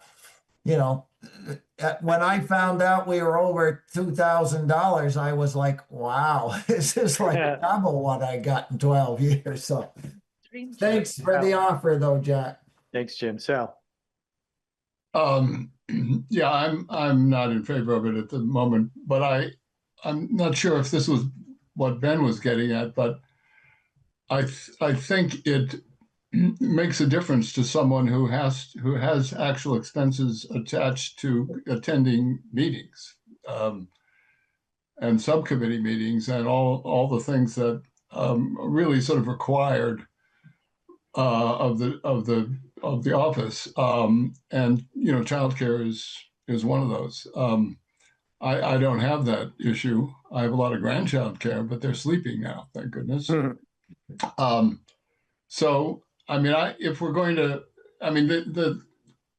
the current stipend is symbolic, really, except for people who really need it because they have an expense associated with these meetings. And we probably ought to, consider some sort of fund that recognizes because those costs are increasing. Thanks, Sal. Yeah, I'm not going to push it any further. I know the only expense I have is the slice I pick up on the way to the meetings, but I would be eating dinner at home anyway.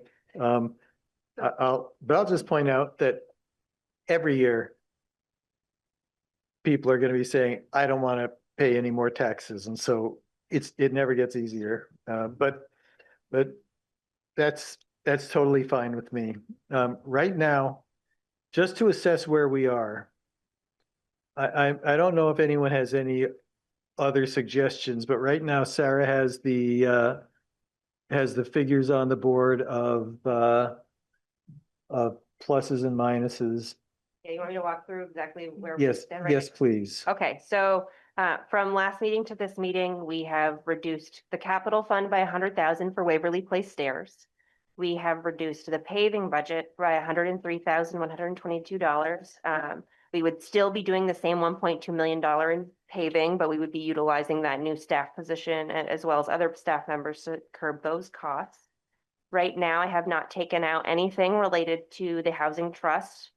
That still sits at 100,000. I have added back the admin assistant to the city manager with a reduction of $30,000 to make it an entry-level position. And I have reduced $50,000 from the capital fund related to technology. That gives the general fund overall increase of 8.19% and an estimated tax rate all in municipal and ballot items of 7.92%. You know, I think this is really very responsible thing, Helen. Oh, sorry. So is it the same? Like same numbers from the last time? Did it change? Yeah, we went down. So it was 9.7. We were at 9.53 and now we're down to 8.19. Okay, perfect. Thank you.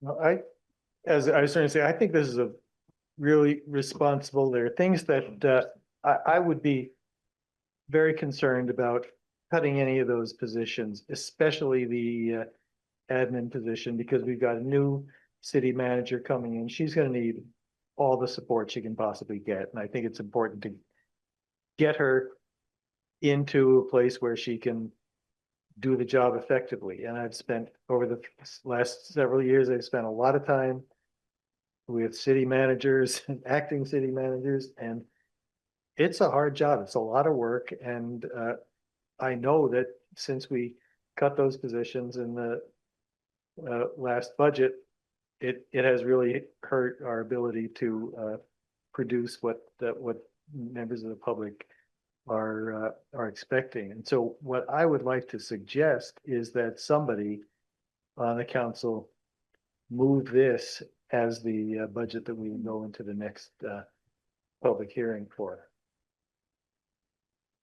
I'll move that. Is there a second?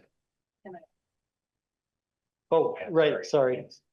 So I guess the motion is I move that we take this proposed amended budget forward to our next meeting. We adopt it for our next meeting with the exception of the city clerk position. Yeah. For a separate vote.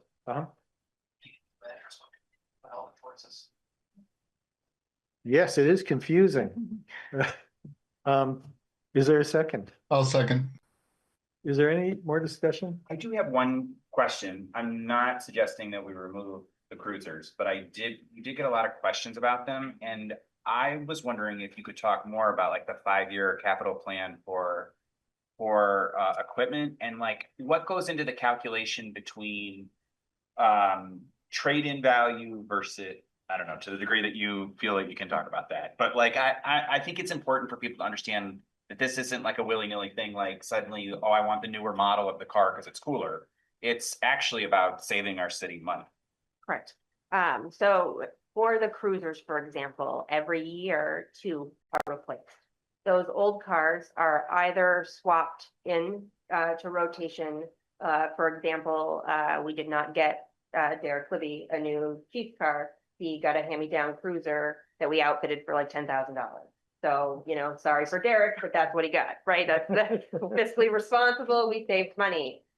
You know, I think the car Kurt and Zach drive around is also, you know, a retired police cruiser. And so, you know, some of those are repurposed for other uses within the city that are lower impact because these are high used vehicles. And so part of the calculation is you really, especially in the cruiser world, between 5 and 7 years is really a sweet spot for a trade-in value or a repurpose.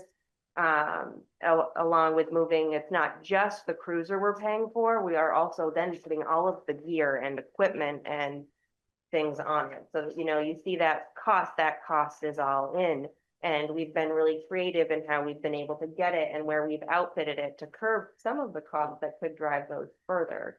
But it's long-winded to say, you know, we have an equipment replacement plan that works to maximize trade value along with repair costs, because at some point in a 5 to 7 year life of a police cruiser with its wear and tear, you know, you're going to start sinking more money into that than that's worth, and you really want to weigh those odds. And so what we do is that with all city equipment, all city vehicles, we've got a replacement schedule that maximizes the value that we have pulled from that vehicle. You know, it's not a specific science, but, you know, we've all been doing this long enough, and people, you know, different experts in the field. And, you know, this was part of my job before too, is capital plan is incredibly important. And as long as you've got, you know, this plan where we can see, we know all of these things need to be replaced, and some of them are multi-year funding items. You know, there are big trucks that we're not going to put $290,000 in 1 year, but we might put 150 in one and 160 in the next.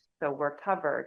And so, you know, there's just a lot of pieces to consider there, but it's not willy-nilly, we're adding to the fleet. We are just replacing and keeping up with the fleet. I really appreciate that. Thank you. I think that's a great explanation. Are we ready to vote? If so, all those in favor signify by saying aye. Aye. Any opposed? All right.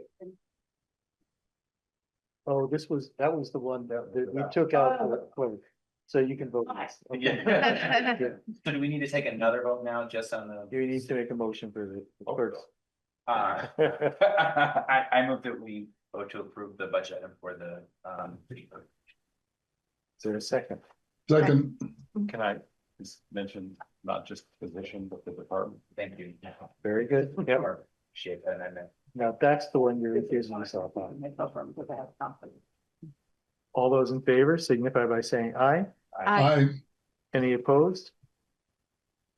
All right, we are moving right along. It's 8:48, so we can take our 8:30 break now. While you're all finding your seats, I'll call the next agenda item, which is item 8, the bond necessity resolution. I assume that's with you?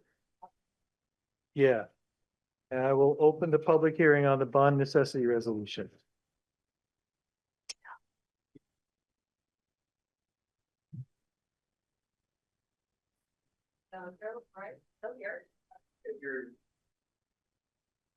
Sarah LaCroix still here for 2 more items.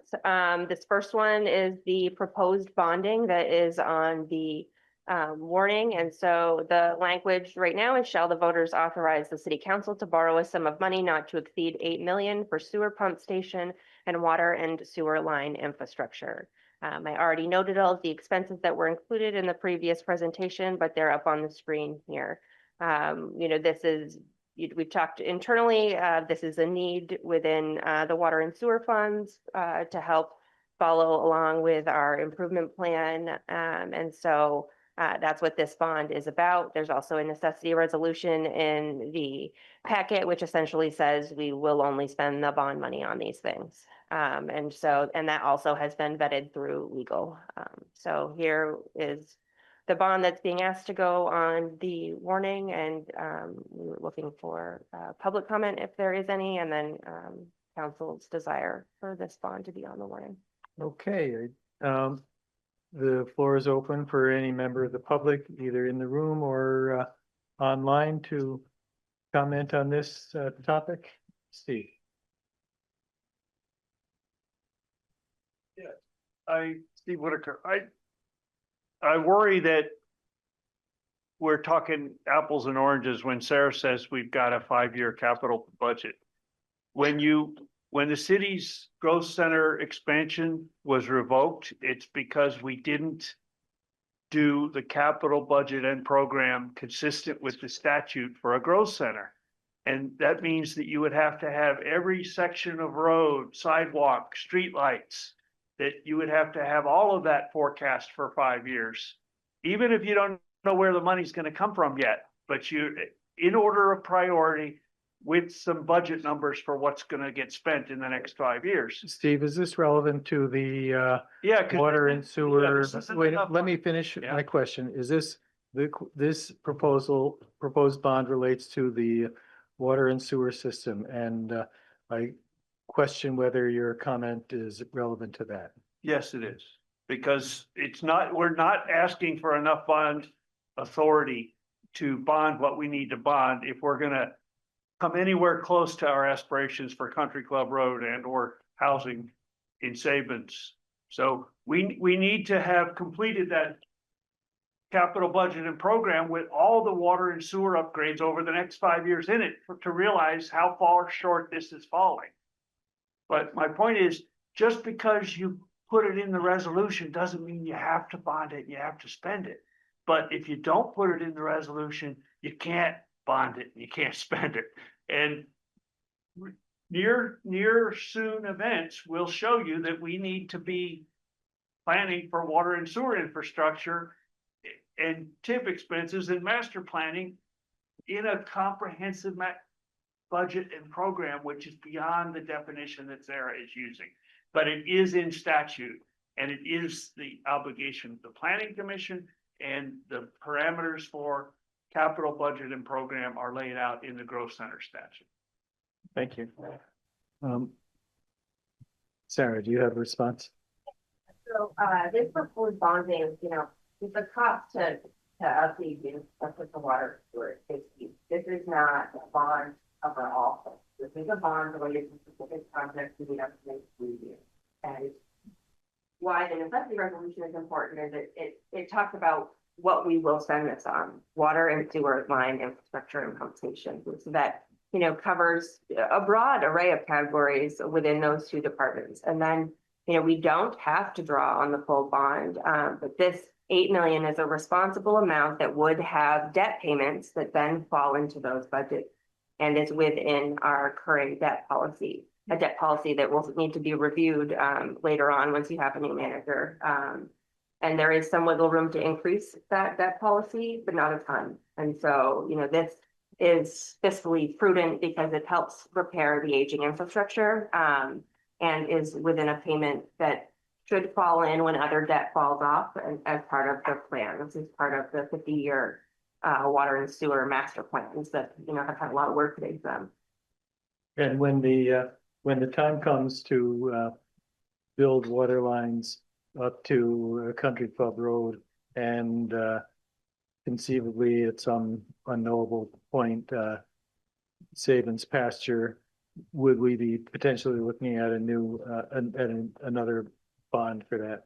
Yeah, and so that's tricky, right? This is a bond to repair current infrastructure, that's new infrastructure. And so, as you're working towards developing Country Club Road and CHIP or TIF, there are a lot of avenues to pay for that infrastructure, and you just aren't there yet. But it potentially could be a bond. It likely will have to be a large bond to cover those things that would then be repaid by the CHIP funding. Great, thanks. Are there any other members of the public who would like to be heard? I'm not seeing anybody, but I want to make sure people in attendance have a chance. Council members, any comments or questions, or a motion to approve it?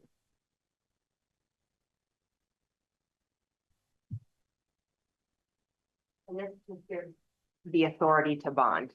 If the voters approve that, then the city has the authority to go out and bond for this. It would still come back before council before we submit it, to create and draw this bond.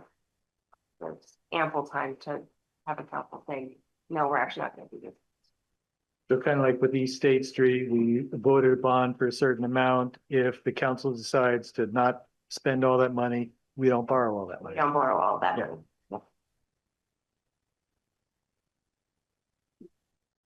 Okay, Jim, I didn't see you. Thank you.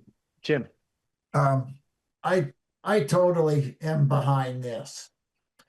I mean, I wonder if it's enough, but we'll take 8 million. This is, I think, a top priority with the water lines, the problems we have. I mean, this is what I hear from people is this and paving. So I'll make the motion that we move this along. Thanks, Jim. Is there a second? I'll second.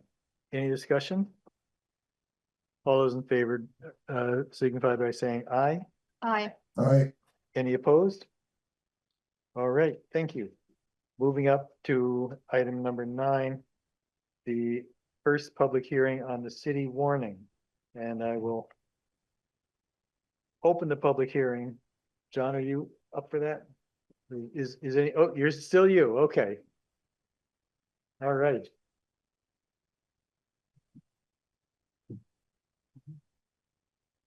Well, Sarah's looking for that. While Sarah's looking for that, I'll mention that Evelyn sent you out another copy of the warning that includes the tax stabilization piece that you all would want to approve to get on there too, so it can be warned well in advance for the second meeting next week. But so that doesn't appear on the first one.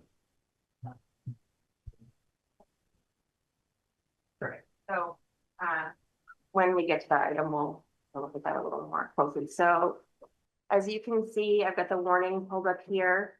I'm not sure if we want to go line by line through each one. You can see here, Article 1 is standard. It's to elect the council members from 1, 2, and 3 for 2-year for 3 2-year terms. 1 commissioner for the Green Mountain Cemetery for a term of 5 years, and 1 parks commissioner for a term of 5 years. Article 1 is standard each year for seat opening. Article 2 will say, shall the voters appropriate the sum of $13,287,000 or $287,636.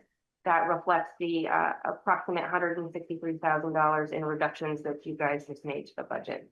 So we'll update that number to be $13,287,636 in the warning that comes before you next week. You'll see Article 3, as Jack mentioned before, relates to appropriating the sum of $4,080 for compensation for the mayor.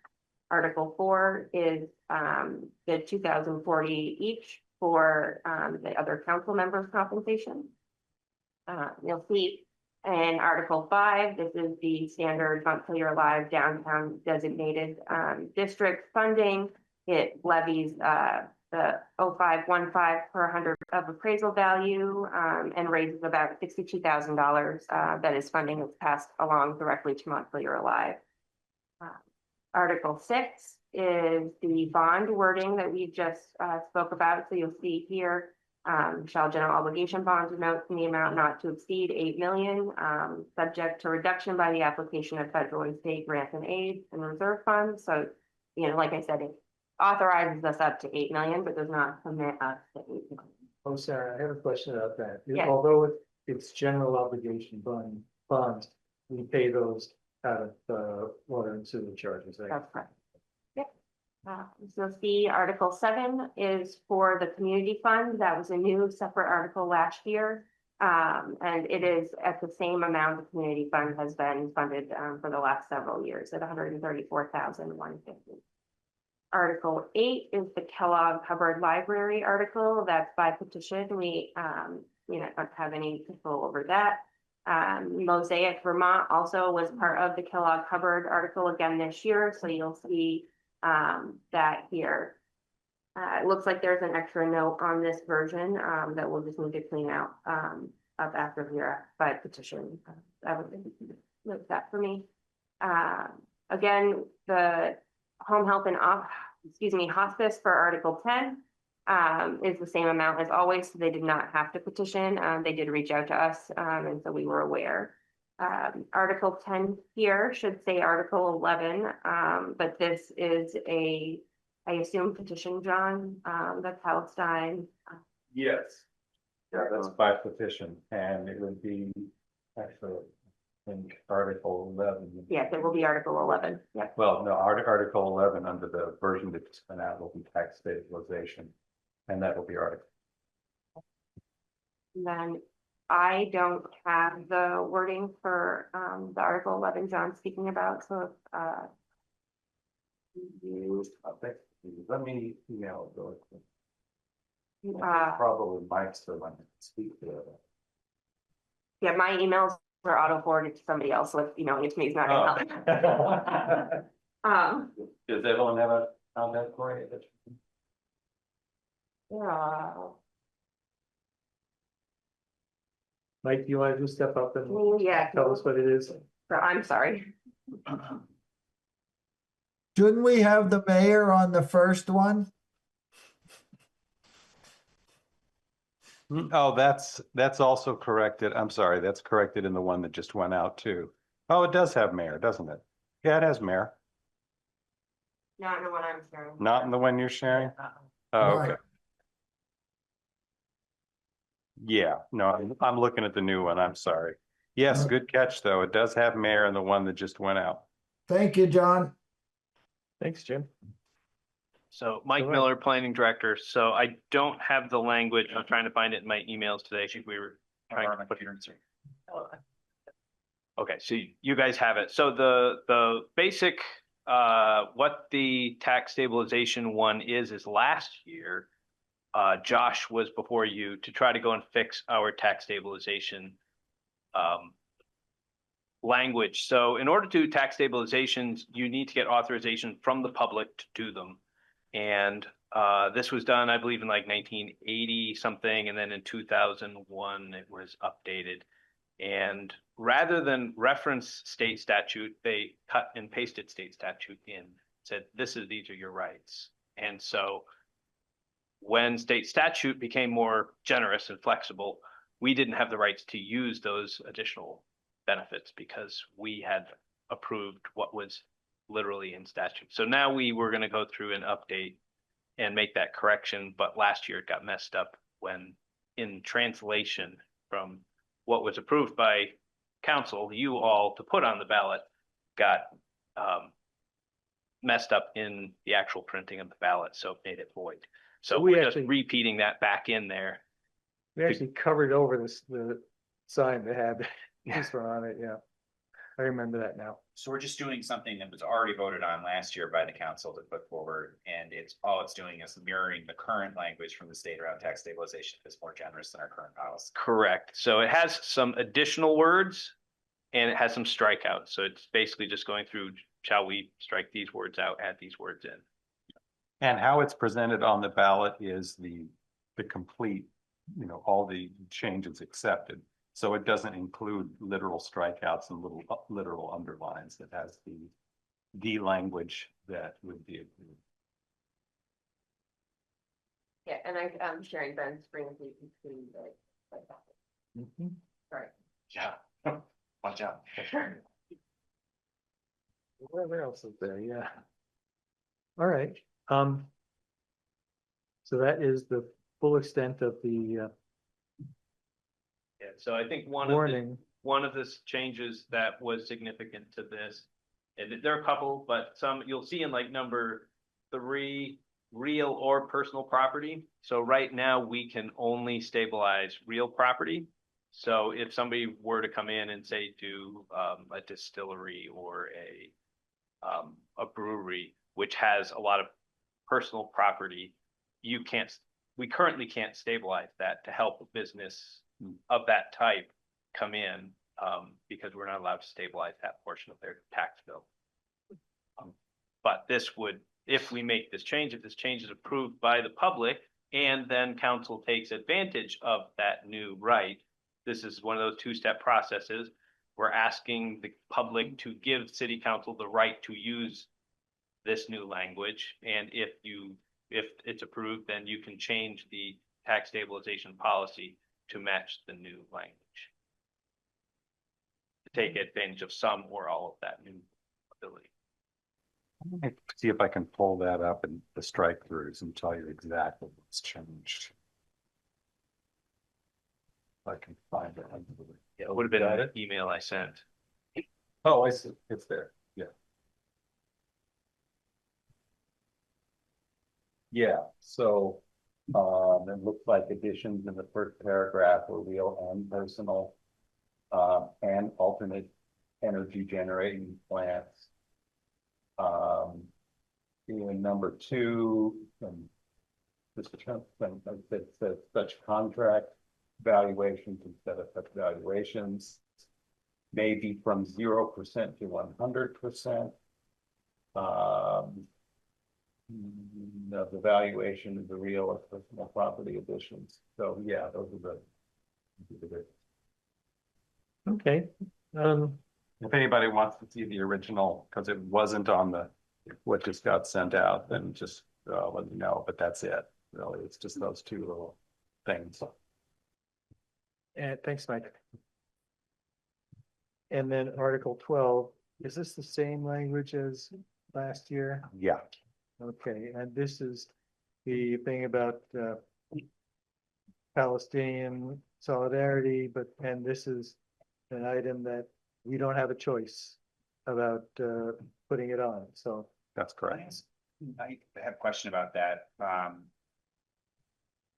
In Burlington, the city council in Burlington does have the authority to, I don't know, veto a ballot item that they believe is not the business of the city or under the purview of the city. Yeah. We do not have that right. We do not. That's standard across the state, but our charter does not allow us to. It says we will take it. So that it's standard across the state for the council to have the authority to veto a ballot. For item, the but legislative body, Montpelier- but Montpelier is governed by its charter, which gives no wiggle room. Yeah, I have to say, I'm just gonna say, I have real mixed feelings about this. I mean, I just remember standing out in front of City Hall last year and just the kind of animosity and fear that this ballot item caused in our community, the harm that I think it caused. You know, and I'm not commenting on the validity of the political position but I just feel like it was a divisive thing for our city that I think we can do better as a city. And I recognize we don't have any power to do anything about that. Frankly, I'm not sure that we should, but I just want to go on the record as saying I don't think it's helpful either for the issue or for our community. Yeah, Ellen. And I just want to thank John again, because he and I just look like different things since last year. And unfortunately, yeah, we don't have anything to do about this. I wish two perspectives, like two groups have different perspectives, can come together and work on it instead of putting things on the ballot. And I know that there's a huge interest to work together. So maybe we will see that and it will be great for our community. Yeah, I agree. Last year, there was while we were discussing this, there was a guy who brought in some other language that he thought was more likely to be acceptable to both sides, while pointing out, you know, the actual suffering that people on both sides had. A lot of stuff that seemed that was a genuine effort to be inclusive, but we never heard back from him. Yeah, I am receiving emails, and I will meet with some people and we will work what we could do. I'm happy to report back. So yeah. Great. Thanks. Even if it's not on the ballot, Yeah. The council can hear from people and have do a resolution. Mm-hmm. Adrian. I don't know if we'll hear from a lot of people this year, because last year I think it caused so much tension and fear in our community that people were afraid for speaking out in front of City Hall and coming to City Council, and they was a lot of violent behavior in our community, which I think is very unacceptable, but it's there. Like this underlying current that is here in Montpelier. So it's on the ballot again. It got voted down last year, but I don't think we're gonna have a big turnout because people that were vocal they're afraid. Mm-hmm. So, but it's still there. Yeah. So we're just not gonna hear from them. We're gonna be sad. So I will ask if there are any members of the public, since this is a public hearing, I'm going to ask if any members of the public would like to comment on anything in this, on this item, which is the city meeting warning. I'm not seeing anyone online raising their hands. So I will close the public hearing and I'll entertain a motion to approve the city meeting warning with the changes that were put in. Which primarily are the addition of the mayor to Article 1, the updated taxes to be raised to Article 2, and the addition of Article 11 related to the tax stabilization. So moved. Is there a second? Second, Any discussion? All those in favor signify by saying aye. Aye. Right. Any opposed? Okay, that's it. Gets us to item 10, appeal fees. May I just, so this next meeting will be my last meeting with all of you. If you have budget related questions, if you could get them to Chris, as soon as you can. My hope is to come in maybe tomorrow and get this presentation updated and the budget updated so it's available for all of you for the weekend for review. And then, next Wednesday, you'll have to adopt this and finalize it. And so, I think this has been a really great budget season from the standpoint of we all came together. I think, staff worked really hard. The city is one whole. We are all part of the same team going for the same goals. And I think, this is, while a higher tax rate increase than, we have had in the last few years, I think that it is a really good fiscally responsible budget that keeps providing the services that the community expects. And I just am grateful that this is the last budget season I will be a part of, and how that came out. I want to say it came out wrong. It didn't come out wrong. I am grateful in a lot of respects that this is the last budget season I will be a part of for the city. But the collaboration and working together has been a nice change to move forward with. Thank you, Paul. Thanks, Sarah. You've been so great. All right, appeal fees. Mike.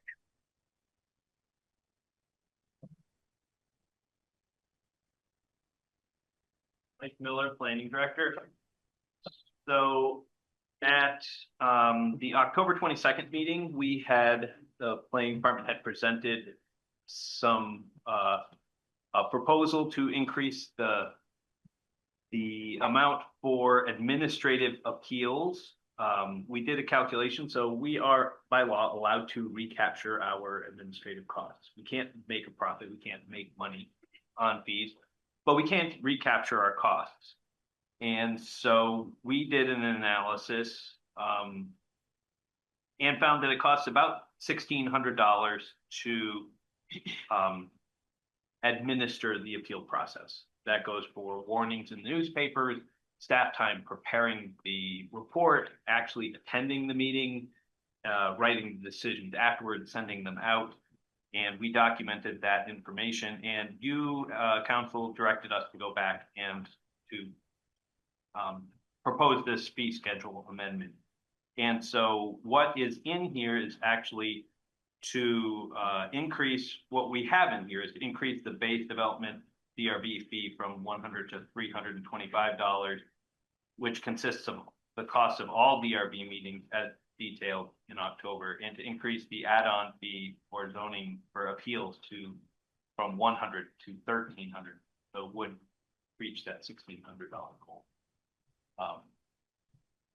So we went through, because we were opening the fee schedule, and as we were coming up to the end of the calendar year, we have opportunity to go and look at our budgets, and we have consistently been bringing in less fees than projected. So we're expected to bring in $30,000 in fees. We're bringing in $18,000.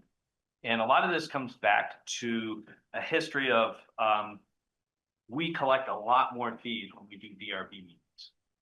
And as we kept making things more administrative and making things more administrative, the amount of work that we do is about the same, because whether we're writing an administrative site plan, approving an administrative site plan, or preparing a staff report for a site plan for the DRB, it takes the same amount of time. The responsibilities are different, but the amount of time is there, except that we weren't actually capturing that in our fees. So that's really why we're doing similar numbers. I know Ben asked this afternoon about the number of permits, and they have been down the last 2 years.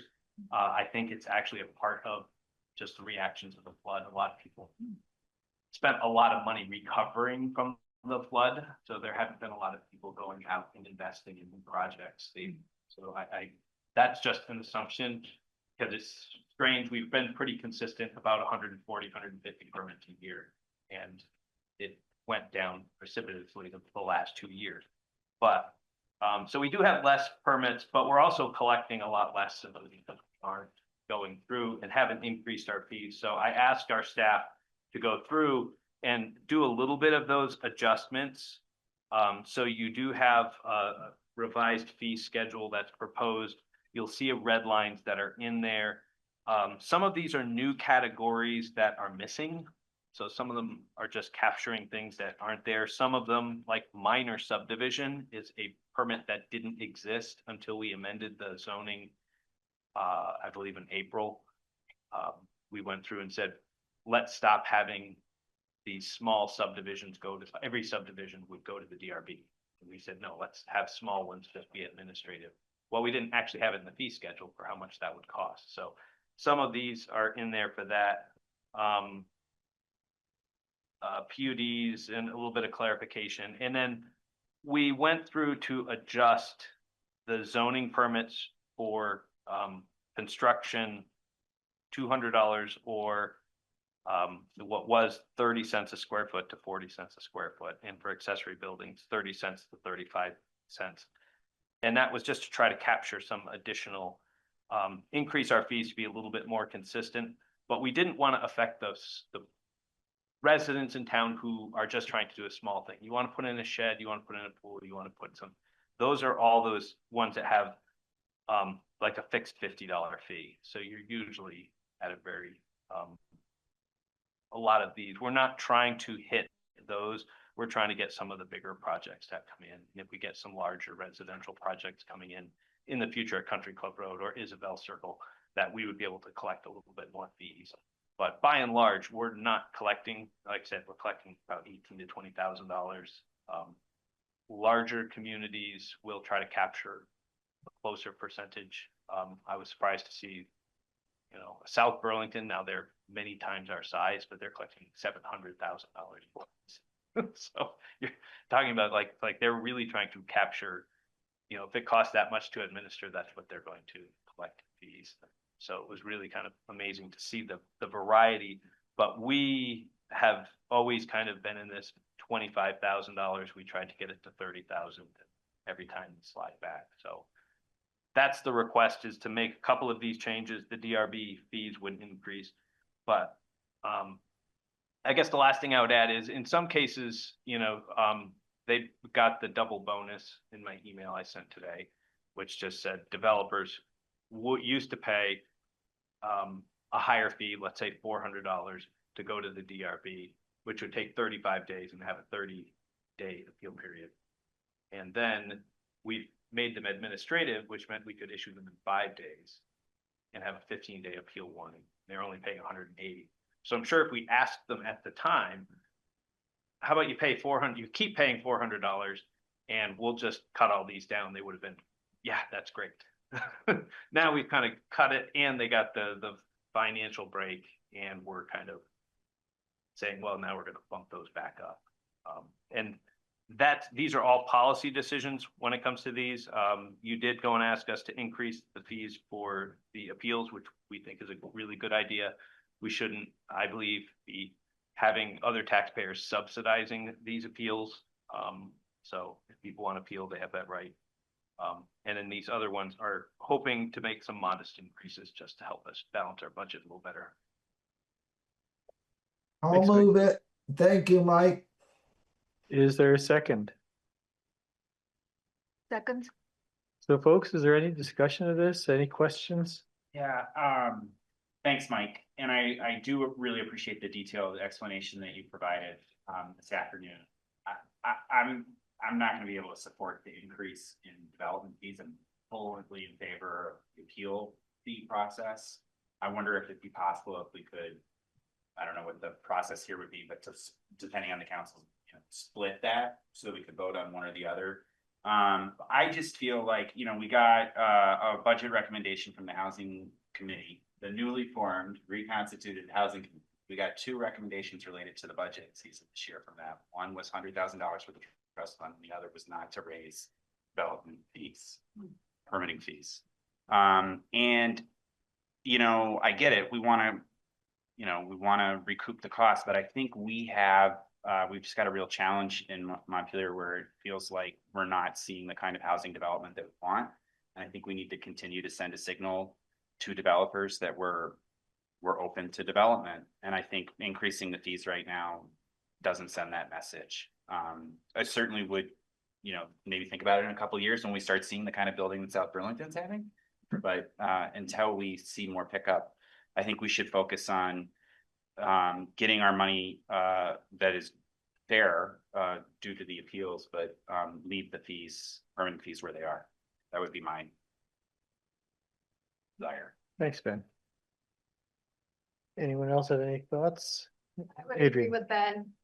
I've heard from a couple folks just late today. I'm sure that's because I try to send out as much information as possible, but I was very much behind. I just got some feedback from the community to not increase the permit fees. I mean, we're pushing the appeals both here in the city and at the state with the what is it, Act 181? That they're working on this year. So appeals is critical, right? So as we work on, trying to get housing, we know that everyone's going to appeal our project. So this could be a deterrent. That's the goal. But I don't think we want to deter developers by increasing our permit. I feel like that's counterproductive. Mike, is it possible, do you have the figures to tell us how much money the appeals fee increase raises for us and how much the permit fee increase raises for us? We don't get very many appeals.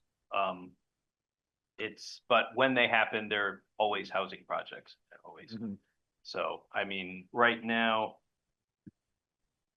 if we were averaging 1 or 2 a year, that's just going to be adding 1,500 to 3,000 a year in increase. Because right now it's already $100, so it would be going up to. Mm-hmm. So it's not the money so much as, well, it's the money, but it's the impact on the department. Helen. So, my housing committee just recommended not to increase development permit fee. So, based on your expertise, why your department is proposing that? So, what city doesn't see what housing committee is seeing? So I think, sorry. So what is the rationale behind the planning department when you propose this? So probably you did the calculations, right? So yeah, that's my question. Thanks. Yeah, the basis comes in from basically the last conversation that we just had on item 6 or whatever it was this afternoon, talking about the budget. What can we do to raise revenues? Well, we've got property taxes and we have fees, and we weren't looking to increase fees because we thought it was an opportunity to generate more revenue. It was really because if you were to look back over the past 10 years, we were generating $25,000, $30,000, $35,000 a year, and then it went to 25, and then 22, and then 18, and we're more and more of the cost of permitting is moving away from fees and going on to property taxes. When we don't raise the fees, it's not like it goes away. These are cost shifts that are going to the property taxes of everybody else. We still have the same budget. In fact, our budgets go up every year. But our amount of revenues we're collecting by fees is going down. So what I was looking at is from the administration standpoint and from the budget standpoint, how else are we going to match and collect our proper amount of fees, which has been about 30,000. We need to start to reevaluate and make sure that we have right-sized our fees for the same permit. Like we said, it's the same project an identical project a few years ago may have been $400 fee. That project is now a $180 fee. You know, the fees have gone down in the past couple of years. And what we're saying is we're doing the same amount of work, the staff is, and really we should have, when we adjusted the process, we should have adjusted the fees at the same time to rebalance it. We didn't. Again, this is a policy decision for you.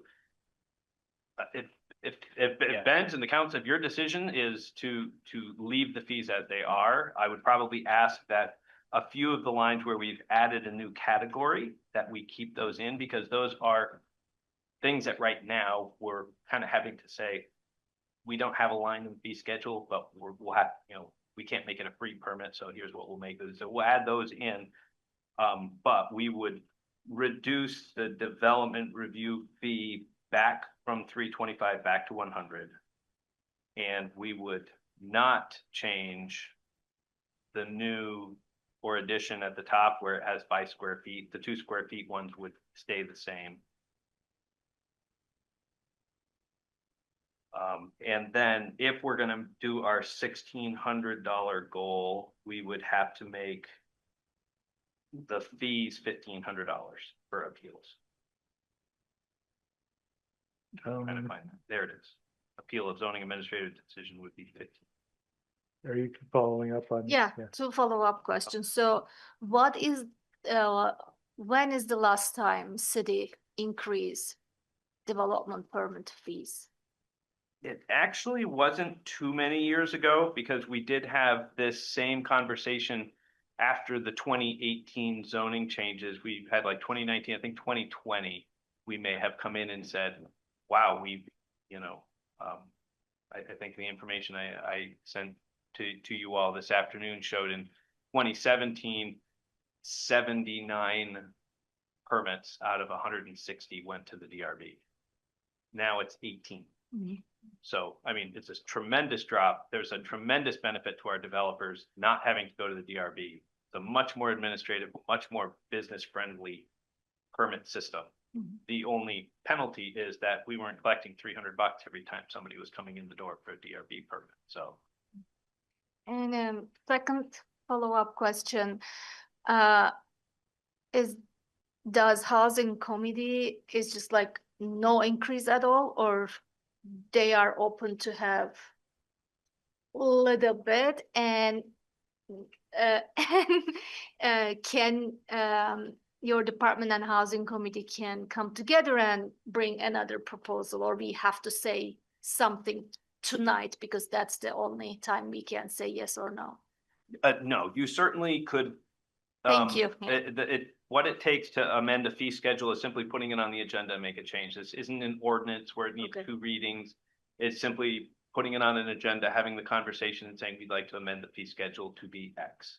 And so this could be held for a later date with additional information. Or I don't know where people are at, but I would say from my perspective, if this came back to the next council meeting, where we increase the appeals fees, and to your point, Mike, anything that's like a new, you know, some kind of new permit or something like that, and a new fee associated with that, but that we maintain the existing fee structure for the other items. And again, I totally am grateful for the math and the analysis that went behind this. And I from where you're like, I totally get it, right? Like you need to manage that budget of that, and you know, you're doing this work. I feel like it is a policy decision in terms of like what we're signaling to people who want to build housing in Montpelier. I mean, really, at the end of the day, this isn't that much money in the grand scheme of the kinds of things that we're talking about. But I think it does send a signal that, you know, no, we're not raising our development fees because we want development to happen. Adrian. I just had a quick question, and maybe this was part of the packet, I missed it, but is there an analysis in here of what other towns' fees are, like Barry? I mean, like, is this market rate, I guess? We didn't put it all in there, and Meredith was kind of getting in, and it was kind of growing. And so I was like, let's, and so we did do an analysis looking at not only surrounding towns, but and how other communities do it, because you can do it by square footage. You can do it by, there are a lot of different ways of setting up a fee schedule. And each one has its advantages and disadvantages. You know, Barry kind of puts them into chunks by, you know, projects up to $10,000, the fee is this. And if it's 10 to 30,000, it's this, or whatever it is. So they have different little categories. So they're not looking at, is it a housing project? Is it this project? It's just what's the dollar amount. So that's one way of doing it, but we kept with how we've been doing it generally, and looked a lot at how much they were collecting overall based on, and we looked at a number of different factors. And then some of them went to like the Development Review Board base fee. We just went back to, we have to warn this in the newspaper, what does that cost? We have to pay our secretary to write the minutes. What does that cost? And this is basically the cost. In the past, we used to get away with $100 because a DRB meeting would have 7 agenda items. So those costs kind of got split out. Now you might have a DRB meeting with 1 agenda item. Well, that 1 agenda item needs to now cover all of the costs of warning it in the newspaper and everything else. So that's why that one jumped from $100 to $325. But again, that's a little bit of why. What does the applicant on their own have to do the mailing by certified mail or whatever for the abutters? Those are costs that we bear. We bear. Okay. Yeah. Helen. So since in 6 years there was no increase, I think it's kind of rational to think about increase, but again, I want city work with the housing committee and just like make a new proposal to take all the concerns into consideration. And also if we can split this, like one approval for appeal and one, like 2 different motions, I think it will be great. So if you want me amend the motion, I can. So. Strictly speaking, second or not amend the motion.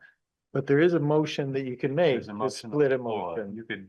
You could, yeah, I mean. Yeah, I want to amend that motion. motion. Unanimous consent, the chair could ask for unanimous consent. Okay. To divide the motion. Oh, you weren't talking about amending, you were making a proposal to amend. I'm Yeah. sorry. I thought you were just changing, like you all do sometimes. Like, you know, actually the like motion was asking, this, yeah. actually the motion was So this. just, I'm asking if it is Okay. possible to ask that, and if it is, then maybe we can amend the motion. Yeah, I think there's a parliamentary maneuver that you can do that is a motion to divide a pending motion into 2 questions. Oh, that's interesting. That one I don't know. Yeah, What if we just came back next? yeah. I was gonna say, That's my. people want to give me a straw poll to let Yeah. me know what people would like to see next week. Well, I can come back with a revised, it'll be cleaner and easier to have the public be able to comment if we've got Yeah. a nice clean. And also like working with the housing committee, maybe, again. That able would be to a have- future item. I mean, I can't work with the housing committee before. I have to get it ready for this Friday to be in the packet for next week. I can't meet with the housing committee Can we Friday. just email them or phone call, just like, because I think they make recommendation, there should be some written recommendations that we can use. But let me Because- jump in Yeah, and I'm just just, ask, yeah, sorry. let me just ask one thing. We have a motion and a second on the table. And so I think we should do something with that, whether it is to lay it on the table until a subsequent meeting or we could vote on it and either vote it up or down. Like, there's a number of things that we could be doing, but Jack, I'll pull it back. I mean, it's kind of amazing to me that we're gonna slap a big increase on the residents and we're worried about a little increase on developers, which really, Ben, you honestly think it's gonna make a difference? I mean, it's a token gesture, really. Yeah. We're talking about staff time that isn't getting paid. I mean, I can't believe we're talking about, we're spending more time on this than we did a budget that we're going to put on the people. So, well, Just kind of ridiculous. well, I'll you take never it know, off the Jim. table, Jack. Can you do that? We can do that by How unanimous. pedantic do you want me to be? As soon as you said there's a motion on the table that's been seconded, it becomes the body's, which means you can withdraw it without objection. There, see, now that's as hard. There we go. That's good. No, I agree with that. I think that's a valuable comment because people don't really recognize that once the motion is made and seconded, the whole body controls it, not the person who made the motion. They can pull it if they move quickly, but as soon as the chair basically says there's a motion on the floor, then boom, it's everybody's. But is there unanimous consent to postpone action on this until a subsequent meeting? Yes. Yeah. Yep. Yep. All right. That's what we'll do. Yeah, thank you. And so the guidance that you would like for me to bring back to you is to have a clean version that only addresses the $1,600 increase for appeal fees. That's So I want to see new suggestion for the increasing the development permit fees. And if we have still time, you don't have to bring it to us next week, right? Because you said it is okay, we can just like decide. So let's give more time to planning department. Again, I just want you to start talking with the housing committee. I don't want to have the same kind of results like the last time. So just if it is possible, right? And then, no, if we cannot do that, we have to talk about this next week. Fine, I'm okay, whatever you bring back to us. I think it's up to the Yeah. board as Yeah. to when you want me to come back. We don't have to do it next week. We Yeah, can do that's it. what I'm saying. Yeah, it's not. Carrie. Yeah, I don't think we have to do it next week. But I also think that you need clarity on what we're asking you to come back to us with. And as one of the liaisons to the housing committee, I feel completely confident that they're not gonna change their minds. That's their position, is no increase on development fees. So I am pretty dubious that there would be any change there.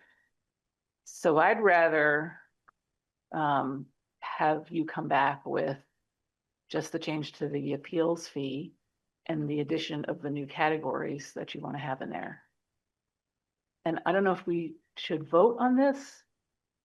Oh, I'm To be seeing clear, some because nods. Have some disagreement. Mike was looking for a straw vote, but I'm seeing some nods. Sal, you've got your hand up. I'd like to see some comparative information, the sort of data that Mike and his team collected on, fees from surrounding towns. So I think that's your guidance, Mike. I think you have broad support for the appeal fee part of it. People are coming from a couple of different directions on the other part of it. I agree with what Carrie just said as guidance to come back with, split the appeals, keep the fees where they were at, but the new fees, add those in and bring comparable information like Sal's talking about. I think that would be great. And I think we'd all be in a position to vote on it. All right. Let's move ahead. All right, thank you. Thanks.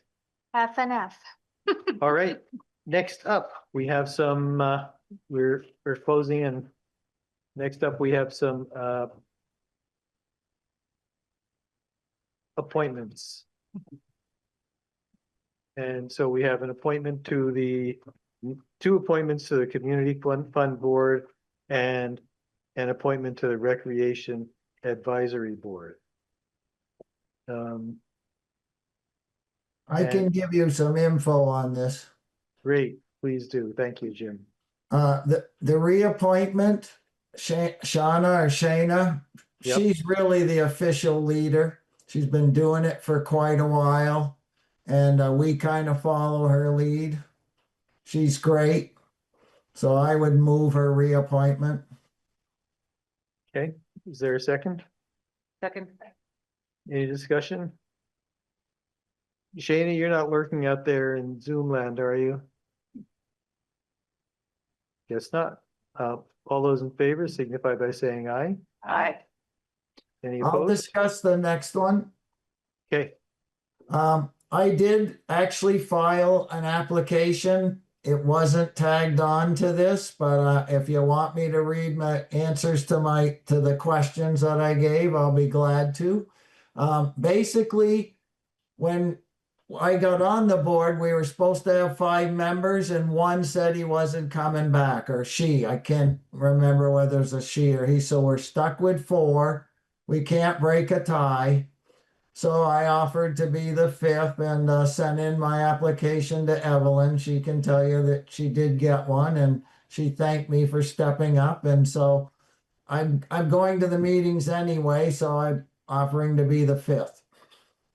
you do not need to read us the question, your answers to the questions. Does someone want to nominate Jim for reappointment?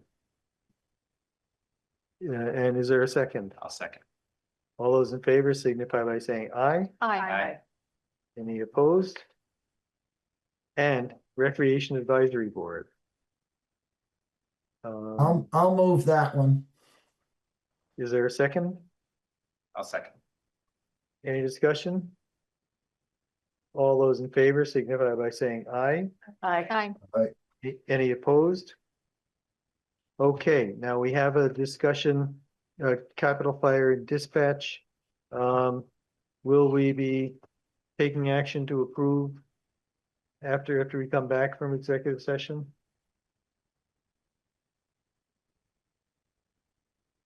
Oh, okay, so we're just discussing. Mhm. Okay. Is there a motion to go into executive session? And under what, the contract negotiation provision? Want to tell us a little bit about what this is before you go into executive session?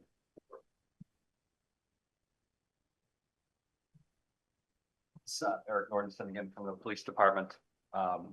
The contracts for capital fire mutual aid are up June 30th of this year, and then the capital police contract is also up June 30th this year. I'm looking for guidance on the renewal of both of those contracts. Typically, it's done with the approval of the permanent city manager, but we don't have that, so I have to get your basically our approval to get this done. And it's Title I, 313(1)(a). It's the legal requirement. All right, is there a motion to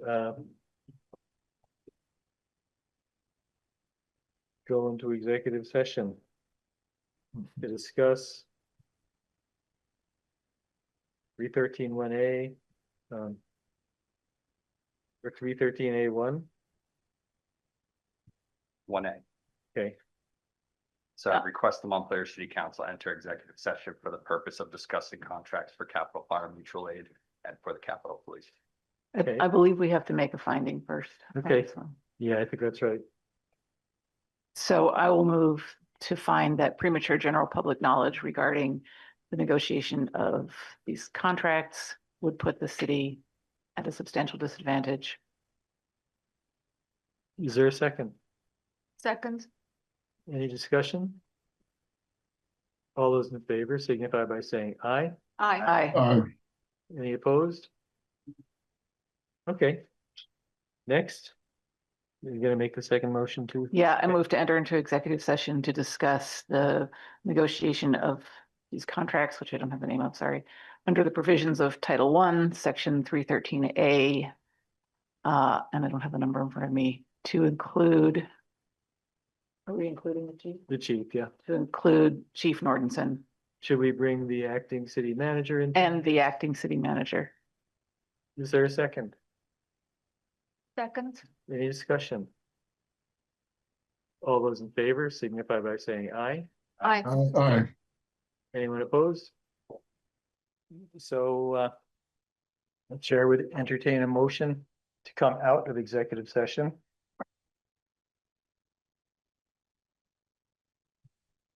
So. Any discussion? All those in favor signify by saying aye. Aye. Any opposed? Okay, we are out of executive session. Now the chair would entertain a motion.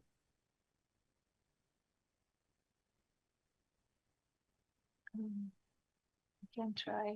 So I make a motion to authorize Chief Nordenson to start the negotiation To go to enter a contract with Capitol Police Department.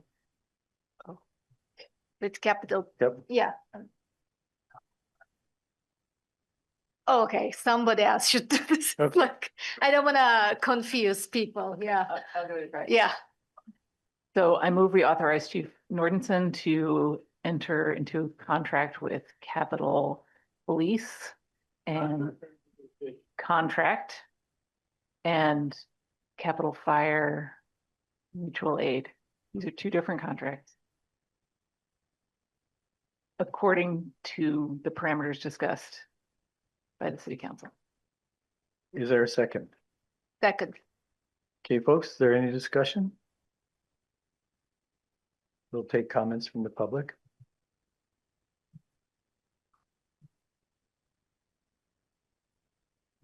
Yeah, this is Steve Whitaker, this is a perfect example of how you took comments 3 hours ago. And none of it stuck until you actually go into an executive session, which is dubious itself. These are all three public instrumentalities, and the contract has been flawed for decades. And the oversight is lacking, and people are being put at risk, and there's no control over the rates that Montpelier charges. This is a cash cow for the Montpelier Police Department, which should be released to a regional authority. And y'all are postponing that by not educating yourselves, not talking to Kim Chaney, and Paco, who worked on this for years. And to basically go behind closed doors and, continue to feed this trough of a cash cow that's totally mismanaged, instead of setting us on track consistent with what the state task force is doing. We just spent $1.5 million in 2 years reforming our concepts for regional dispatch. And this isn't it. And so y'all's sheep behavior is revolting. Thank you, Steve. Ben just reminded me that I violated our own policy on taking public comment, so I apologize for that. I know. We have a motion before us. All those in favor signify by saying aye. Aye. Aye. Any opposed? All right. There you go, Chief. Thanks. City council reports. I have to jump in now and be that guy. But what was passed, the new procedure said that there'd be a second round of public discussion before city council report. Before reports. Oh, okay. We'll take a second round of public comment. I had filled in at the very end. Oh. So thank you for pointing that out. Under our new policy, we do have another round of public comment. We'll take comments from members of the public in the room or online. My comment is I won't waste my breath on y'all's.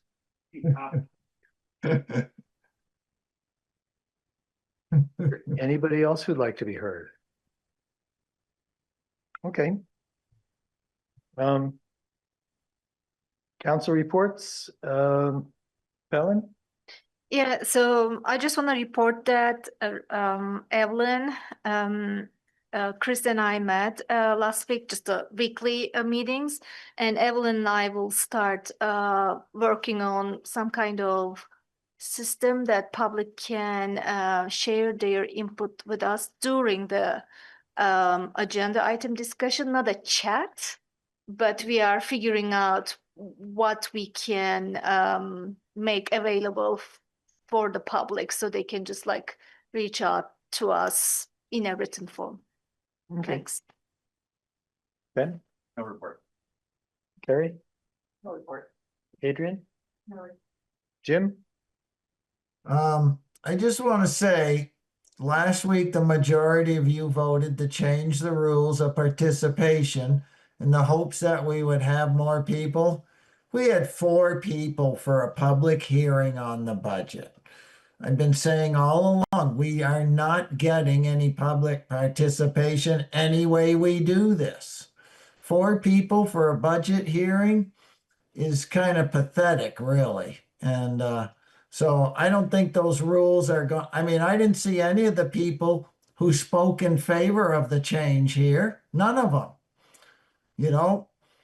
And so some of them that came, like Tom White, well, they didn't show up at all. So I actually think we're going to go in reverse and have less people. But this is a perfect example of it. Thanks, Jim. Sal?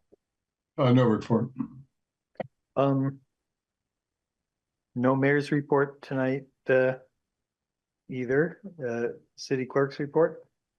I think you all got my notice of a Board of Civil Authority meeting on the 26th at 5:15 at the City Managers Council Chamber. That's going to be that's the deadline for candidates to file. So we'll be drawing the lots for the ballot order, but also reauthorizing native poll to do early tabulation of the ballots and to reauthorize the entire checklist as being potential pool for volunteers. So it'll be brief. It'll be very brief because those are very boring and uninteresting things, as our meetings usually are. But well, actually, that's not true, is it? On the name of the location, you said City Managers Council. City Managers Conference Room. Thank you. But yeah, so if you can make it, that means we do need a quorum for this one. So I'm sorry, what was the date? The 26th? 26th, 5:15. It's on my calendar. Great. City manager's report? All right. In that case, at 10:18 PM, we are adjourned.